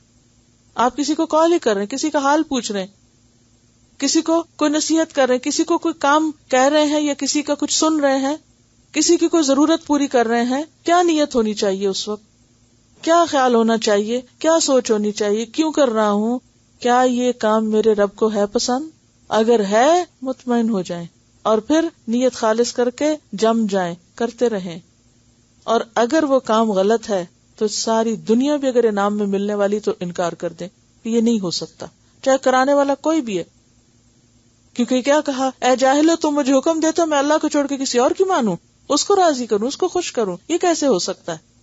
چاہے ماں باپ ہوں, چاہے اولاد ہو, چاہے رشتہ دار ہو, چاہے عزیز ترین قریب ترین دوست ہو, کوئی بھی ہو, کسی کی بات بھی نہیں مانی جا سکتی جہاں اللہ کی ناراضگی ہو. کیوں؟ بچے گا کیا؟ کچھ بھی تو پاس نہیں, ساری محنت ضائع. اور کیا حکم دیا جا رہا ہے؟ عبادت اپنی جگہ, یعنی اللہ کی خوشی کے کام کرتے رہو. لیکن بعض اوقات ایسا تھا نا, ہم اللہ کی خوشی کے کام کر رہے تھے مگر مارے بندے, اب وہ کر جو نہیں سکتے, اب مجبوری ہے یہی جو کرنا ہے. نہیں, اگر آپ اللہ کو خوش کریں تو خود بھی خوش ہو جائیں. اور پھر وہ خوشی کا احساس کہاں سے ہوگا؟ کم من الشاکرین, ایسے لوگوں میں شامل ہو جائیں جو شکر گزار ہیں. اس سے یہ بھی پتہ چلتا ہے کہ ہمارا تعلق, ہماری دوستی, ہمارا اٹھنا بیٹھنا ان لوگوں میں ہونا چاہیے کہ جو ہر دم اللہ کا شکر کرتے ہیں, کیونکہ ان کا اثر ہم پہ بھی پڑے گا اور ہمارے منہ سے بھی شکر گزاری ہی نکلے گی. اور اگر بندہ ایسے لوگوں میں اٹھتا بیٹھتا ہو نا جو ہر وقت شکوے شکایتیں کرتے رہتے, یا انہیں بندوں سے مسئلہ یا رب سے مسئلہ, تو نتیجہ کیا ہوگا؟ آپ کے منہ سے بھی انکانشیسلی وہی باتیں نکلنے لگیں گی. کون من الشاکرین, آپ ہو جائیے کیا, یعنی شامل ہو جائیے کن میں؟ شکر کرنے والوں میں. اگرچہ شکر بھی عبادت ہے لیکن خاص طور پر پھر الگ سے کیوں ذکر کیا گیا؟ کیونکہ یہ عبادت کو حسن دیتا ہے. وما قدر اللہ حق قدرہ, اور انہوں نے قدر نہیں کی اللہ کی جیسے حق تھا قدر کا. انہوں نے اللہ کی قدر کا حق ادا نہیں کیا. کیوں نہیں کیا؟ اس لیے کہ اللہ کو پہچانا ہی نہیں. جس بندے کے اندر اللہ کی معرفت آ جائے وہ یہ جان لے کہ اس کا رب ہے کیا چیز, پھر ہو نہیں سکتا کہ اس کو ناراض کرے یا اس کے اوپر کسی اور کو ترجیح دے یا کسی اور کو پریفر کرے. کیوں نہیں تم اللہ کی قدر پہچانتے؟ والارض جمیعا قبضتہ یوم القیامہ, اور زمین ساری کی ساری اس کی مٹھی میں ہوگی قیامت کے دن. اور ہم کہاں ہیں؟ زمین پر ہے نا. تو زمین اگر اس کی مٹھی میں ہوگی, قبضہ کہتے ہیں کسی چیز کو 5 انگلیوں میں پکڑنا, پوری طرح مضبوط گرپ میں لینا. اب آپ دیکھیے زمین پوری کی پوری اس کی مٹھی میں ہے, تو زمین پہ رہنے والے کہاں بھاگیں گے؟ کہاں جائیں گے؟ کہیں جا سکتے؟ نہیں, کہیں نہیں بھاگ سکتے. تو کیوں نہیں دنیا میں اس کی طرف لوٹ آتے؟ والسماوات مطویات بیمینہ, اور آسمان لپیٹے ہوئے ہوں گے. مطویات, مطویت ان کی جمع, طوا کہتے ہیں لپیٹنے کو, رول کرنے کو, جیسے سکرولز ہوتے ہیں. بیمینہ, اس کے دائیں ہاتھ میں. حدیث میں آتا ہے قیامت کے دن اللہ زمین کو مٹھی میں لے لے گا اور آسمان کو لپیٹ کر اپنے دائیں ہاتھ میں لے گا اور فرمائے گا انا الجبار انا المتکبر انا الملک انا العزیز انا الکریم این المتکبرون. میں ہوں جبار, میں ہوں متکبر, میں ہوں بادشاہ, میں ہوں زبردست, میں ہوں عزت والا. کہاں ہے دنیا کے متکبر؟ کہاں ہے دنیا کے بادشاہ؟ نبی صلی اللہ علیہ وسلم یہ حدیث بیان کر رہے تھے کہ آپ خود بھی کانپنے لگے, ممبر کانپنے لگا, اور صحابہ کرام کہتے ہیں کہ ہمیں ڈر لگا کہ آپ ممبر سمیت گر پڑیں گے. یعنی خود آپ کے اپنے اوپر ایسا جلال اور ایسا روب آ گیا اس بات کو بیان کرتے ہوئے کہ قیامت کے دن حال کیا ہوگا, منظر کیا ہوگا, کہ بڑے بڑے بادشاہ وہاں اور بڑے بڑے عقل رکھنے والے اور بڑے بڑے متکبر کہیں خاک میں ملے ہوئے ہوں گے.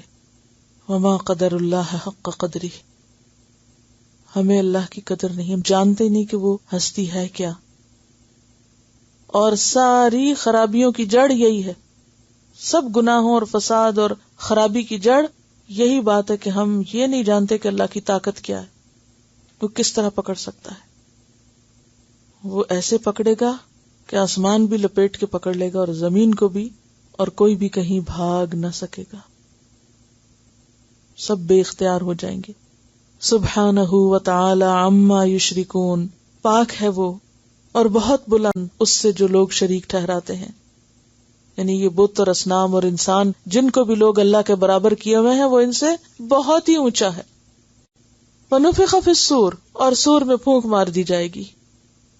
فصعق من فی السماوات ومن فی الارض، تو بے ہوش ہو کے گر پڑیں گے وہ سارے جو آسمانوں میں اور جو زمین میں ہیں. الا من شاء اللہ، مگر جس کو اللہ چاہے. تو یہ کون ہے جس کو اللہ چاہے اور وہ بے ہوش نہ اس دن؟ کہتے ہیں کہ یہ اسرافیل علیہ السلام ہوں گے جو پھر بعد میں فوت ہوں گے. یعنی وہ سور پھونکیں گے، سب مر جائیں گے، اور پھر بعد میں وہ، اور ایک روایت میں جبریل اور میکائیل کا بھی ذکر آتا ہے کہ باقی مخلوق کے بعد یہ ختم ہوں گے. یہ نہیں کہ یہ ہوں گے ہی نہیں، کیونکہ کل من علیہا فان ہے، لیکن سور پھونکنے کے وقت الا من شاء اللہ. سمجھ گئے یا نہیں سمجھے؟ یعنی ایسا نہیں کہ کچھ کو بچا لیا جائے گا اور وہ نہیں بے ہوش ہوں گے اور وہ نہیں گریں گے اور وہ نہیں مریں گے، سب ختم ہوں گے. کل من علیہا فان. لیکن جب سور پھونکا جا رہا ہوگا تو اس وقت باقی سب تو پہلے ختم ہو جائیں گے اور جو سور پھونک رہا ہے وہ پھر بعد میں. ثم نفخ فیہ اخری، پھر اس میں دوسری بار پھونکا جائے گا، یعنی نفخہ ثانیہ جس کو کہتے ہیں، اور جس کے بارے میں آپ سورۃ یاسین میں بھی پڑھ چکے ہیں. وَنُفِخَ فِي الصُّورِ فَإِذَا هُم مِّنَ الْأَجْدَاثِ إِلَىٰ رَبِّهِمْ يَنْسِلُونَ 51 آیت ہے. اور سورۃ بنی اسرائیل 52 میں آتا ہے يَوْمَ يَدْعُوكُمْ فَتَسْتَجِيبُونَ بِحَمْدِهِ، جس دن وہ تم کو پکارے گا تو تم اس کی حمد کرتے ہوئے جواب دو گے. وَتَظُنُّونَ إِن لَّبِثْتُمْ إِلَّا قَلِيلًا، اور تم سمجھو گے کہ تم بہت تھوڑا ٹھہر کے آئے ہو. اور یہ اٹھنا کیسے ہوگا؟ فَإِنَّمَا هِيَ زَجْرَةٌ وَاحِدَةٌ فَإِذَا هُمْ بِالسَّاهِرَةِ، ایک ڈانٹ ہوگی بس. پھر کیا ہوگا؟ وَأَشْرَقَتِ الْأَرْضُ بِنُورِ رَبِّهَا، اور چمک اٹھے گی زمین اپنے رب کے نور کے ساتھ، زمین چمک اٹھے گی. سورۃ ابراہیم 48 میں آتا ہے یوم تبدل الارض غیر الارض، اس دن زمین بدل کر کچھ سے کچھ کر دی جائے گی. یہ زمین ایسے نہیں دکھائی دے گی، اس پہ یوں مٹی نہیں ہوگی، پہاڑ نہیں ہوں گے، ہر چیز صاف ہو جائے گی. لا تری فیہا عوجا ولا امتا، کوئی اونچ نیچ نہ رہے گی. حدیث میں اس کی وضاحت آتی ہے.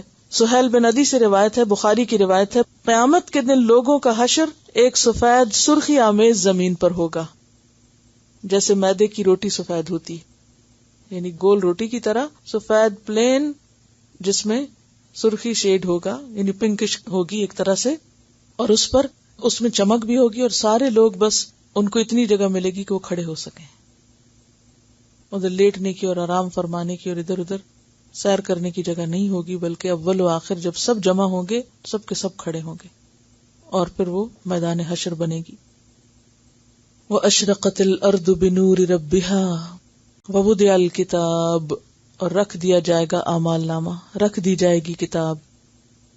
اور یہ کتاب کون سی ہوگی؟ جیسے سورۃ کہف میں آتا ہے وَوُضِعَ الْكِتَابُ فَتَرَى الْمُجْرِمِينَ مُشْفِقِينَ مِمَّا فِيهِ، اور رکھ دی جائے گی کتاب، پھر تم دیکھو گے مجرموں کو کہ وہ ڈر رہے ہوں گے اس سے جو اس کتاب میں ہوگا. سورۃ بنی اسرائیل 13 میں بھی کتاب کی بات آتی ہے. وَنُخْرِجُ لَهُ يَوْمَ الْقِيَامَةِ كِتَابًا يَلْقَاهُ مَنْشُورًا، تو یہ کون سی کتاب ہے؟ نامہ اعمال، صحیفہ اعمال. وَجِيءَ بِالنَّبِيِّينَ، اور لے آیا جائے گا نبیوں کو.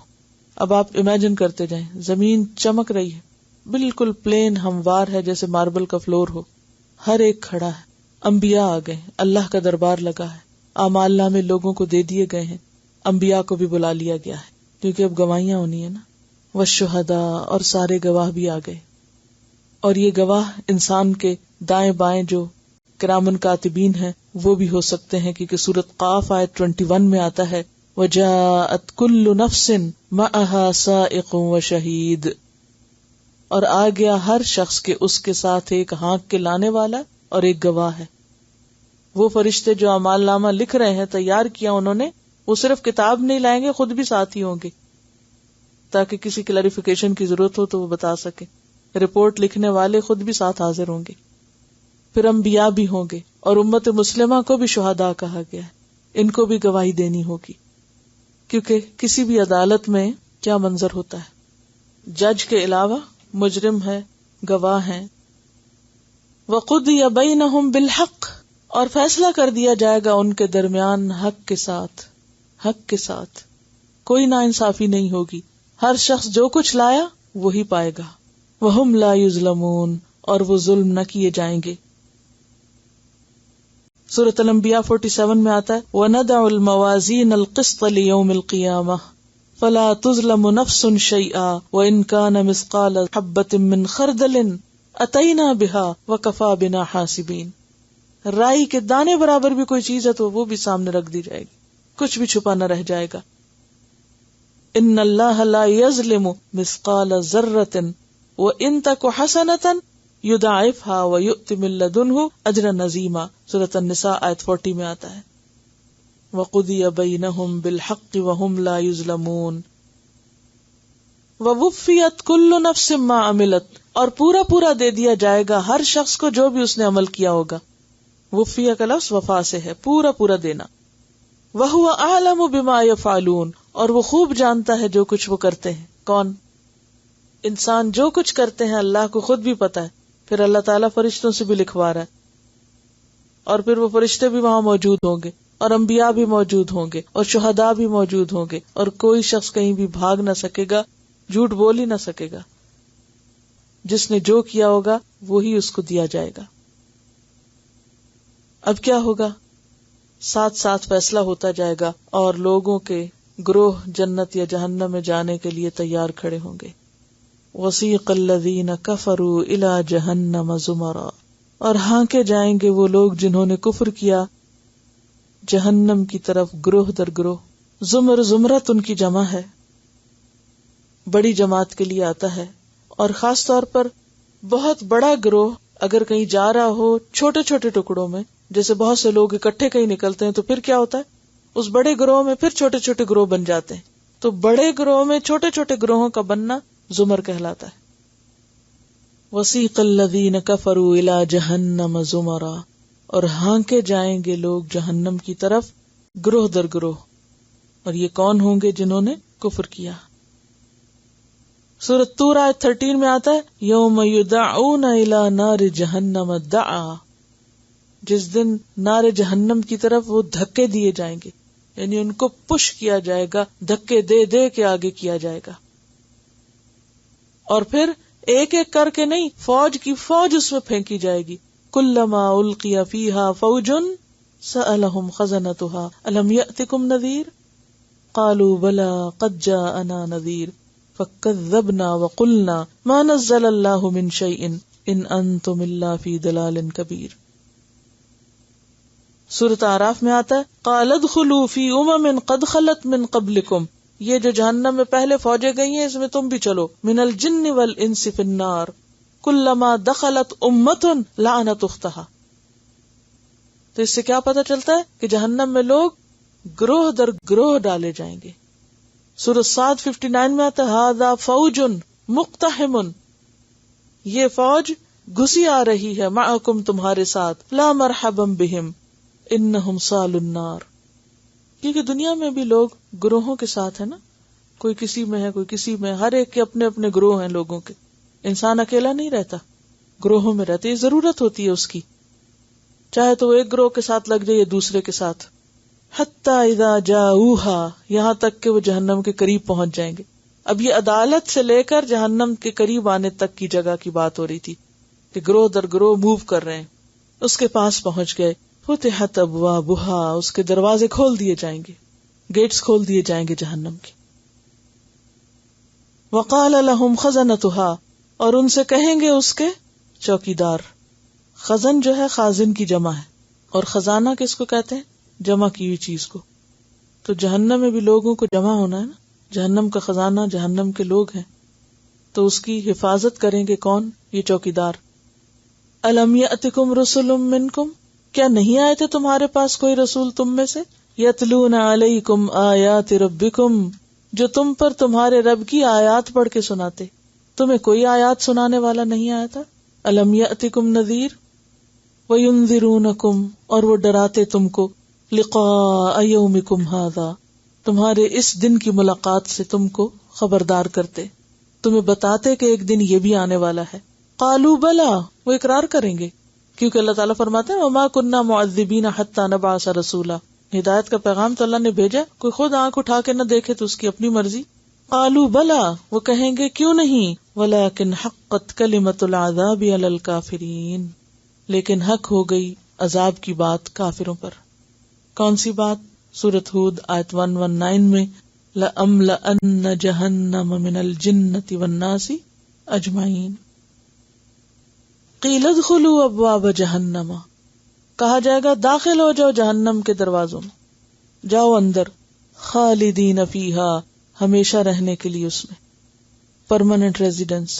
فبئس مثوى المتکبرین، کتنا برا ہے ٹھکانہ متکبروں کا، تکبر کرنے والوں کا، خود کو بڑا سمجھنے والوں کا. وسیق الذین اتقوا ربهم الى الجنۃ زمرا، اور تیز لے جائے جائیں گے وہ لوگ جنہوں نے تقوی کیا اپنے رب سے جنت کی طرف، گروہ در گروہ. ایک گروہ اہل جہنم کا تھا اور ایک گروہ اب اہل جنت کا ہے، اور لفظ دونوں کے لیے سیقہ کا استعمال ہوا ہے. سیقہ کا لفظ ہے نا، ساق یسوق، سین واو قاف اس کا روٹ ہے، ساق یسوق سے. سوق کہتے ہیں کھینچنے کو. سوق بازار کے لیے بھی آتا ہے. وہ کیوں؟ ہو نہیں سکتا کہ آپ بازار سے گزریں اور آپ جھانکے نہ کہ کیا کیا یہاں. آپ سڑک پہ جا رہے ہیں نا ڈرائیونگ کرتے ہوئے یا بیٹھے ہوئے گاڑی میں، تو ویسے تو کیا ہوتا ہے کہ انسان بس چلتا جاتا ہے، لیکن جو ہی کوئی مارکیٹ یا کوئی بازار کی چیز آتی ہے تو انسان فوراً دیکھنے لگتا ہے، اچھا کیا کیا نیا کھل گیا ہے، اچھا یہ بھی کھل گیا ہے، یہ بھی آ گیا ہے، ایک دم کھنچ جاتا ہے نا اس کی طرف. تو ساقہ کا مطلب ہوتا ہے چلانا. سائق ڈرائیور کو کہتے ہیں اور سیاقہ ڈرائیونگ کو کہتے ہیں. سواق عام زبان میں بولتے ہیں. اب آپ دیکھیے، ہم نے کہا تھا نا احسن کی پیروی کرو، تو احسن کیا ہوتا ہے؟ ایک ہی لفظ ہوتا ہے، کانٹیکسٹ کا استعمال اس کا معنی بدل دیتا ہے. اب سیاقہ کا معنی ڈرائیو کرنا ہے، چلانا ہے. جہنم والوں کے لیے بھی یہی لفظ ہے اور جنت والوں کے لیے بھی. وہاں کیا ہے؟ ہانکنا، جیسے بھیڑ بکریوں کو ہانکا جاتا ہے، اور سورۃ طور میں اس کو دھکے دینے سے تشبیہ دی گئی. یعنی یہاں ساقہ کا مطلب کیا ہے؟ دھکیلنا، ایک طرح سے پش کرنا. اور جنت والوں کے لیے کیا؟ جنت والے سواریوں میں بٹھا کے لے جائے جائیں گے جنت تک، اور وہ سواریاں جو کہ تیز چلائی جائیں گی، فوراً وہ وہاں پہنچ جائیں گے. کبھی آپ نے حج یا عمرہ کیا ہو تو سعی کی ہوگی. سعی کے وقت جب بہت رش ہوتا ہے نا تو سعی بہت مشکل ہو جاتی ہے. تو کچھ لوگوں کو تو بہت دھکے پڑ رہے ہوتے ہیں اور وہ آہستہ آہستہ چل کے آگے جا رہے ہوتے ہیں، اور کچھ لوگ اس وقت ویل چیئرز میں بیٹھے ہوئے ہوتے ہیں. اور وہ جو ویل چیئر پہ بیٹھے ہوئے لوگ ہوتے ہیں، ان کے جو چلانے والے ہوتے ہیں وہ بھاگ بھاگ کے ان کو لے جاتے ہیں. اب وہ جو دھکے کھا کے چل رہے ہوتے ہیں ان کا ایک چکر بھی نہیں ہوتا، اور وہ دوسرے پہ بھی جا رہے ہوتے ہیں اور تھوڑی دیر میں ختم کر بیٹھتے ہیں. تو اس کا یہ مطلب نہیں کہ وہ بہتر ہے، یہ وہ بہتر، صرف کمپیریزن کرنا مقصود ہے کہ کچھ لوگ تو اہل جہنم وہاں حشر کے میدان میں دھکے کھا کھا کر اور ان کو دھکے مار مار کے جہنم کی طرف لے جایا جائے گا، اور اس کے برعکس انہی کے رشتہ دار اور انہی کے ساتھ رہنے والے اور انہی کے جاننے والے تیز سواریوں میں جنت کی طرف ٹرانسپورٹ کیے جا رہے ہوں گے. وسیق الذین اتقوا ربهم الی الجنۃ زمرا، ان کے بھی گروہ ہیں اور ان کے بھی گروہ ہیں. دنیا میں جو جس گروہ میں شامل تھا آج بھی وہ اسی گروہ کے ساتھ ہے. حتی اذا جاؤوہا، یہاں تک کہ جب وہ اس کے پاس پہنچیں گے، جنت کے قریب آ جائیں گے. وفتحت ابوابها، اور اس کے دروازے کھول دیے جائیں گے. سورۃ صاد میں آتا ہے نا آیت 50 میں، جنات عدن مفتحۃ لہم الابواب، جنت عدن جس کے دروازے کھولے جا چکے ہیں، پہلے سے کھول دیے جائیں گے کہ انتظار کی زحمت نہ ہو. اور سب سے پہلے کون کھلوائے گا دروازے کو؟ نبی صلی اللہ علیہ وسلم. ان کے آنے سے پہلے نہیں کسی کے لیے کھولا جائے گا، سب سے پہلے آپ پہنچیں گے اور جنت کا داروغہ پہچان جائے گا آپ کو اور کہے گا کہ آپ سے پہلے یہ دروازہ نہیں کھولا گیا، اور کھول دیا جائے گا. اور اس کے بعد پھر باقی اہل ایمان جو ہیں وہ بھی داخل ہو جائیں گے. اور جنت کے ہر دروازے کی چوڑائی 40 سال کی مسافت کے برابر ہوگی. اتنے بڑے گیٹس ہوں گے، یعنی ایک اینڈ سے دوسرے اینڈ تک اتنا فاصلہ کہ جیسے 40 سال کا ہو. اس کے باوجود وہ دروازے بھرے ہوئے ہوں گے، یعنی جنت میں جانے والے بھی بہت تعداد میں ہوں گے. ثلۃ من الاولین وقلیل من الاخرین. اور جنت کے دروازے جو ہیں وہ 8 ہیں. جہنم کے کتنے ہیں؟ 7. سورۃ الحجر میں آتا ہے وَإِنَّ جَهَنَّمَ لَمَوْعِدُهُمْ أَجْمَعِينَ لَهَا 7 أَبْوَابٍ لِكُلِّ بَابٍ مِّنْهُمْ جُزْءٌ مَّقْسُومٌ. اور جنت کے 8 دروازے، جن میں سے ایک کا نام ریان ہے، جس سے صرف روزہ دار داخل ہوں گے. اسی طرح باقی دروازے بھی، کوئی باب الصلاۃ ہے اور کوئی باب الصدقہ ہے، جیسے کتابوں میں آپ پڑھتے ہیں اس چیز کا چیپٹر اور اس کا. تو جو جس میں اچھا ہوگا، جیسے دنیا میں بھی فرق ہوتا ہے نا، کچھ لوگ ایک سبجیکٹ میں اچھے ہوتے ہیں، کوئی دوسرے میں اچھے ہوتے ہیں، تو جو جس عمل میں بہت اچھا ہے وہ اسی دروازے سے جنت میں لے جایا جائے گا. لیکن کچھ لوگ ایسے بھی ہوں گے جن کے لیے سارے دروازے کھول دیے جائیں گے. حضرت ابوبکر نے پوچھا تھا کہ کوئی ایسا بھی ہوگا جس کے لیے سب دروازے کھلیں گے؟ تو آپ نے فرمایا مجھے امید ہے کہ تم ان میں سے ہوگے. بعض چھوٹی چھوٹی نیکیاں بتائی گئی ہیں، ان کے کرنے والوں کے لیے بھی یہ دروازے کھل جائیں گے. مثلاً وضو کے بعد جو اچھی طرح وضو کرے اور پھر دعا پڑھے، کلمہ شہادت اشہد ان لا الہ الا اللہ واشہد ان محمدا عبدہ ورسولہ، تو اس کے لیے بھی جنت کے 8 دروازے کھل جاتے ہیں، جس سے چاہے اندر جائے. لیکن بعض اوقات ہم بڑے بڑے کام کر لیتے ہیں مگر چھوٹے کاموں کی پابندی نہیں کرتے، ہم مستقل طور پہ نہیں کرتے. ایک دن کر لیا، 2 دن بھول گئے، پھر ایک دن خیال آ گیا کر لیا. تو نیکی کے معاملے میں حریص رہنا چاہیے، کسی چھوٹی نیکی کو بھی حقیر نہیں سمجھنا چاہیے. اگر پابندی کے ساتھ انسان کرتا رہے تو نہیں معلوم کہ کوئی چھوٹی چیز جس کی طرف ہمارا دھیان بھی نہ ہو وہی کامیابی کے لیے راستہ بن جائے. وَسِيقَ الَّذِينَ اتَّقَوْا رَبَّهُمْ إِلَى الْجَنَّةِ زُمَرًا حَتَّى إِذَا جَاءُوهَا وَفُتِحَتْ أَبْوَابُهَا وَقَالَ لَهُمْ خَزَنَتُهَا سَلَامٌ عَلَيْكُمْ. دروازہ کھول کے جو جنت کے دربان کھڑے ہوں گے، چوکیدار کھڑے ہوں گے، وہ آنے والوں کو خود ویلکم کریں گے، خود سلام کریں گے. عام طور پر یہ ہوتا ہے کہ آنے والے کسی جگہ پر سلام کرتے ہیں، لیکن یہاں اتنی قدردانی ہوگی اور ایسا ویلکم ہوگا کہ جو پہلے سے جنت میں موجود ہوں گے وہ آنے والوں کو سلام کریں گے. نا عام طور پہ جو گھر میں داخل ہوتا ہے وہ آ کے سلام کرتا ہے، لیکن کچھ لوگوں کے لیے آپ دروازہ کھولتے ہی خود سلام کر دیتے ہیں اس سے پہلے کہ وہ آنے والا آپ کو سلام کرے. تو یہاں بھی وقال لهم خزنتها، خزنہ سلام کریں گے، دربان سلام کریں گے، سلام علیکم طبتم، تم بہت اچھے رہے، کتنے اچھے رہے تم، لکی پیپل، خوش قسمت لوگ. طبتم طاب یطیب سے ہے. فادخلوها خالدین، پس داخل ہو جاؤ ان دروازوں سے ہمیشہ رہنے والے. ہمیشہ کی زندگی یہ بھی پرماننٹ ریزیڈنس ہے، ہمیشہ کے لیے رہو یہاں پر. دنیا میں تو کوئی جگہ ہے ہی نہیں ایسی جہاں کوئی ہمیشہ رہ سکے، چاہے جیسے بھی نام دے دے انسان، دھوکہ دے اپنے آپ کو کہ یہ میرا مستقل ٹھکانہ ہے اور وہ میری مستقل رہائش گاہ اور یہ میرا ذاتی مکان ہے.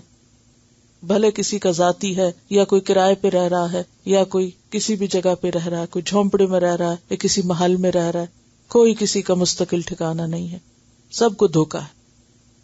اصل مستقل ٹھکانہ تو وہاں اہل جنت کا ہے، وہ ہے طبتم. وقالوا الحمد للہ الذی صدقنا وعدہ، اور جنت والے پکار اٹھیں گے الحمد للہ الذی صدقنا وعدہ، اس اللہ کی تعریف اور شکر جس نے ہم سے اپنا وعدہ سچ کر دکھایا. اسی صورت میں پڑھا ہے نا کہ وہ اپنے وعدے کے خلاف نہیں کرے گا، اور یہاں اس نے اپنا وعدہ پورا کر دیا. اور اس کی دعا بھی ہمیں کرنی چاہیے، ربنا وآتنا ما وعدتنا علی رسلک ولا تخزنا یوم القیامہ انک لا تخلف المیعاد. آل عمران 194. وَأَوْرَثَنَا الْأَرْضَ، اور وارث بنا دیا ہم کو زمین کا، جیسے پیچھے پڑھ چکے نا وَلَقَدْ كَتَبْنَا فِي الزَّبُورِ مِن بَعْدِ الذِّكْرِ أَنَّ الْأَرْضَ يَرِثُهَا عِبَادِيَ الصَّالِحُونَ. تو وہاں ارض سے مراد جنت لی گئی تھی دنیا کے علاوہ. تو یہاں اہل جنت کہیں گے اورثنا الارض، جس نے ہمیں وارث بنایا جنت کا. وارث کیوں کہا گیا؟ اس لیے کہ پہلے آدم اور حوا کو بھیجا گیا تھا وہاں، شیطان نے ان کو وہاں سے نکلوا دیا، تو وہ ایک طرح سے میراث ہے کس کی؟ اپنے باپ آدم کی. تو جو آدم کے نیک بچے ہوں گے ان کو وہ میراث واپس مل جائے گی. اورثنا الارض نتبوأ من الجنۃ حیث نشاء، ہم ٹھکانہ بنائیں جنت میں جہاں چاہیں ہم. نتبوأ کا لفظ جو ہے با واو حمزہ سے ہے، بوءن، ایسی جگہ ٹھکانہ بنانا، ایسی جگہ گھر بنانا جہاں رہنے والے کے لیے آب و ہوا موافق ہو. اگرچہ اللہ تعالیٰ نے خود تیار کی ہوگی لیکن پھر بھی چوائس دی جائے گی، کیونکہ بعض جنتیوں کے لیے جیسے آتا ہے نا کہ ان کے لیے 2 جنتیں ہوں گی، اور حقیقت تو اللہ ہی جانتا ہے کیونکہ کسی نے دیکھا نہیں سب کچھ، تو اس میں جہاں چاہیں رہے. مثلاً اگر آپ کبھی کسی ہوٹل وغیرہ میں جا کر رہیں، کسی پکنک اسپاٹ پر، آپ پہلے سے بکنگ کراتے ہیں ہمیں اس فلور پہ کمرہ چاہیے، اتنے بیڈ روم کا ہو، ایسا سائز ہو، ویسا ہو، یہ فیسلٹی ہو، وہ ساری لسٹیں لے کے بیٹھ جاتے ہیں، اس میں کیا ملے گا، اس میں کیا آپشن ہے. پھر جب آپ وہاں پہنچتے ہیں تو آپ سوچتے ہیں اوہو غلطی کی، یہ نہیں، یہ کمرہ ہونا چاہیے تھا، اس رخ کا نہیں، اس رخ کا فلیٹ لینا چاہیے تھا، یہاں نہیں وہاں ہونا زیادہ بہتر تھا. ہر گھر لے کے آپ پچھتا رہے ہوتے ہیں کہ یہ غلطی ہو گئی، یہ ٹھیک نہیں تھا، اس میں یہ خرابی. لیکن وہاں ایسا کوئی مسئلہ نہیں، جہاں چاہیں، اگر ایک جگہ رہ کے نہیں پسند ہے اٹھے اور کہیں اور چلے جائیں. نتبوأ من الجنۃ حیث نشاء، کوئی روک ٹوک نہیں. فنعم اجر العاملین، کتنا اچھا اجر ہے عمل کرنے والوں کے لیے. عمل، وقت ضائع کرنے والے نہیں، عمل کرنے والے، کام کرنے والے. اور پھر دیگر نعمتیں بھی آپ دیکھیے، جنات عدن یدخلونہا یحلون فیہا من اساور من ذہب ولؤلؤا، صرف رہنا نہیں بلکہ پھر جنتیوں کو اچھے ڈریس پہنائے جائیں گے، زیورات پہنائے جائیں گے، یعنی پہنچتے ہی وہاں پچھلی ساری تکلیف بھول کے فریش اپ ہو جائیں گے.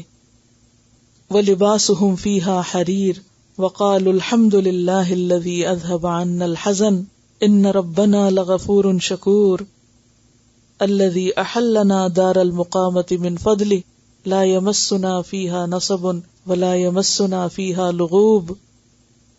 نہ کوئی تھکاوٹ، نہ کوئی بوریت، نہ کوئی غم، نہ کوئی فکر، نہ کوئی پریشانی، اور نہ ہی دلوں میں کوئی میل کچیل اور نہ کھوٹ، اور نہ کوئی نفرتیں اور نہ عداوتیں اور نہ جیلسیز. دنیا میں تو اگر کسی کو کچھ مل جائے تو اس کی اور شامت آتی، نہ ہونا بھی مصیبت ہے دنیا میں اور ہونا بھی الگ مصیبت. اگر آپ کے پاس کچھ نہیں تو بھی آپ تکلیف میں، اور اگر آپ کے پاس کچھ ہے تو بھی لوگ آپ کو جینے نہیں دیتے. کوئی ادھر سے حسد کر رہا ہے، کوئی ادھر سے زندگی حرام کیے ہوئے ہے، کوئی ادھر سے نعمت اور مزے کو خراب کیے ہوئے ہے. لیکن جنت میں سارے جنتیوں کے دل ایک شخص کے دل کی طرح ہوں گے، کوئی کسی سے نفرت نہیں کرے گا، کسی کے دل میں کسی کے لیے کوئی بغض اور حسد نہیں ہوگا. اور اس کی پریکٹس بھی یہاں کرنی ہوگی. کوشش کے باوجود کوئی رہ گیا تو وہ اندر جانے سے پہلے دھو دیا جائے گا. لیکن یہ سب کس کے لیے ہے؟ عمل کرنے والوں کے لیے. سورۃ اعراف 43 میں بھی فرمایا وَنَزَعْنَا مَا فِي صُدُورِهِم مِّن غِلٍّ تَجْرِي مِن تَحْتِهِمُ الْأَنْهَارُ وَقَالُوا الْحَمْدُ لِلَّهِ الَّذِي هَدَانَا لِهَذَا وَمَا كُنَّا لِنَهْتَدِيَ لَوْلَا أَنْ هَدَانَا اللَّهُ لَقَدْ جَاءَتْ رُسُلُ رَبِّنَا بِالْحَقِّ وَنُودُوا أَن تِلْكُمُ الْجَنَّةُ أُورِثْتُمُوهَا بِمَا كُنتُمْ تَعْمَلُونَ. یہ جنت جس کے تم وارث بنائے گئے ہو، یہ اس وجہ سے ہے کہ تم کام کیا کرتے تھے، باعمل لوگ تھے، عمل والے تھے، صرف باتیں نہیں. وَتَرَى الْمَلَائِكَةَ حَافِّينَ مِنْ حَوْلِ الْعَرْشِ، اور تم دیکھو گے، تمہیں نظر آئے گا، آنکھوں سے دیکھو گے کیا؟ الملائکۃ، فرشتوں کو. کہاں پر دیکھو گے؟ حافین، گھیرے ہوئے ہوں گے، من حول العرش، عرش کے آس پاس. عرش کے آس پاس فرشتے ہی فرشتے ہوں گے، چاروں طرف سے گھیرے ہوئے تسبیح کر رہے ہوں گے. یسبحون بحمد ربہم، اپنے رب کی حمد کے ساتھ اس کی تسبیح کر رہے ہوں گے.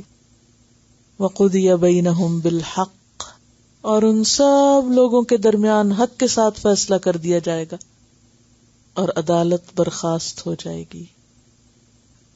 اور اینڈ پر کیا کہا جائے گا جب عدالت اٹھ جائے گی؟ وقیل الحمد للہ رب العالمین، کہ سب تعریف اللہ کے لیے ہے جو رب ہے تمام جہانوں کا. اور اسی حمد کے کلمے کو لے کر اہل جنت جنت میں داخل ہو جائیں گے اور ہمیشہ ہمیشہ وہاں رہیں گے. اور 10 قسم کی منظر کشی ہے، لیکن کتنے ہی لوگ ہیں جو دنیا میں رہتے ہوئے اس منظر سے واقف بھی نہیں ہے، کبھی سنا بھی نہیں ہے. اس پر بھی ایک کیسٹ موجود ہے دروازے کے نام سے، جنت اور جہنم کے. وآخر دعوانا ان الحمد للہ رب العالمین. سبحانک اللہم وبحمدک نشہد ان لا الہ الا انت نستغفرک ونتوب الیک. السلام علیکم ورحمۃ اللہ وبرکاتہ.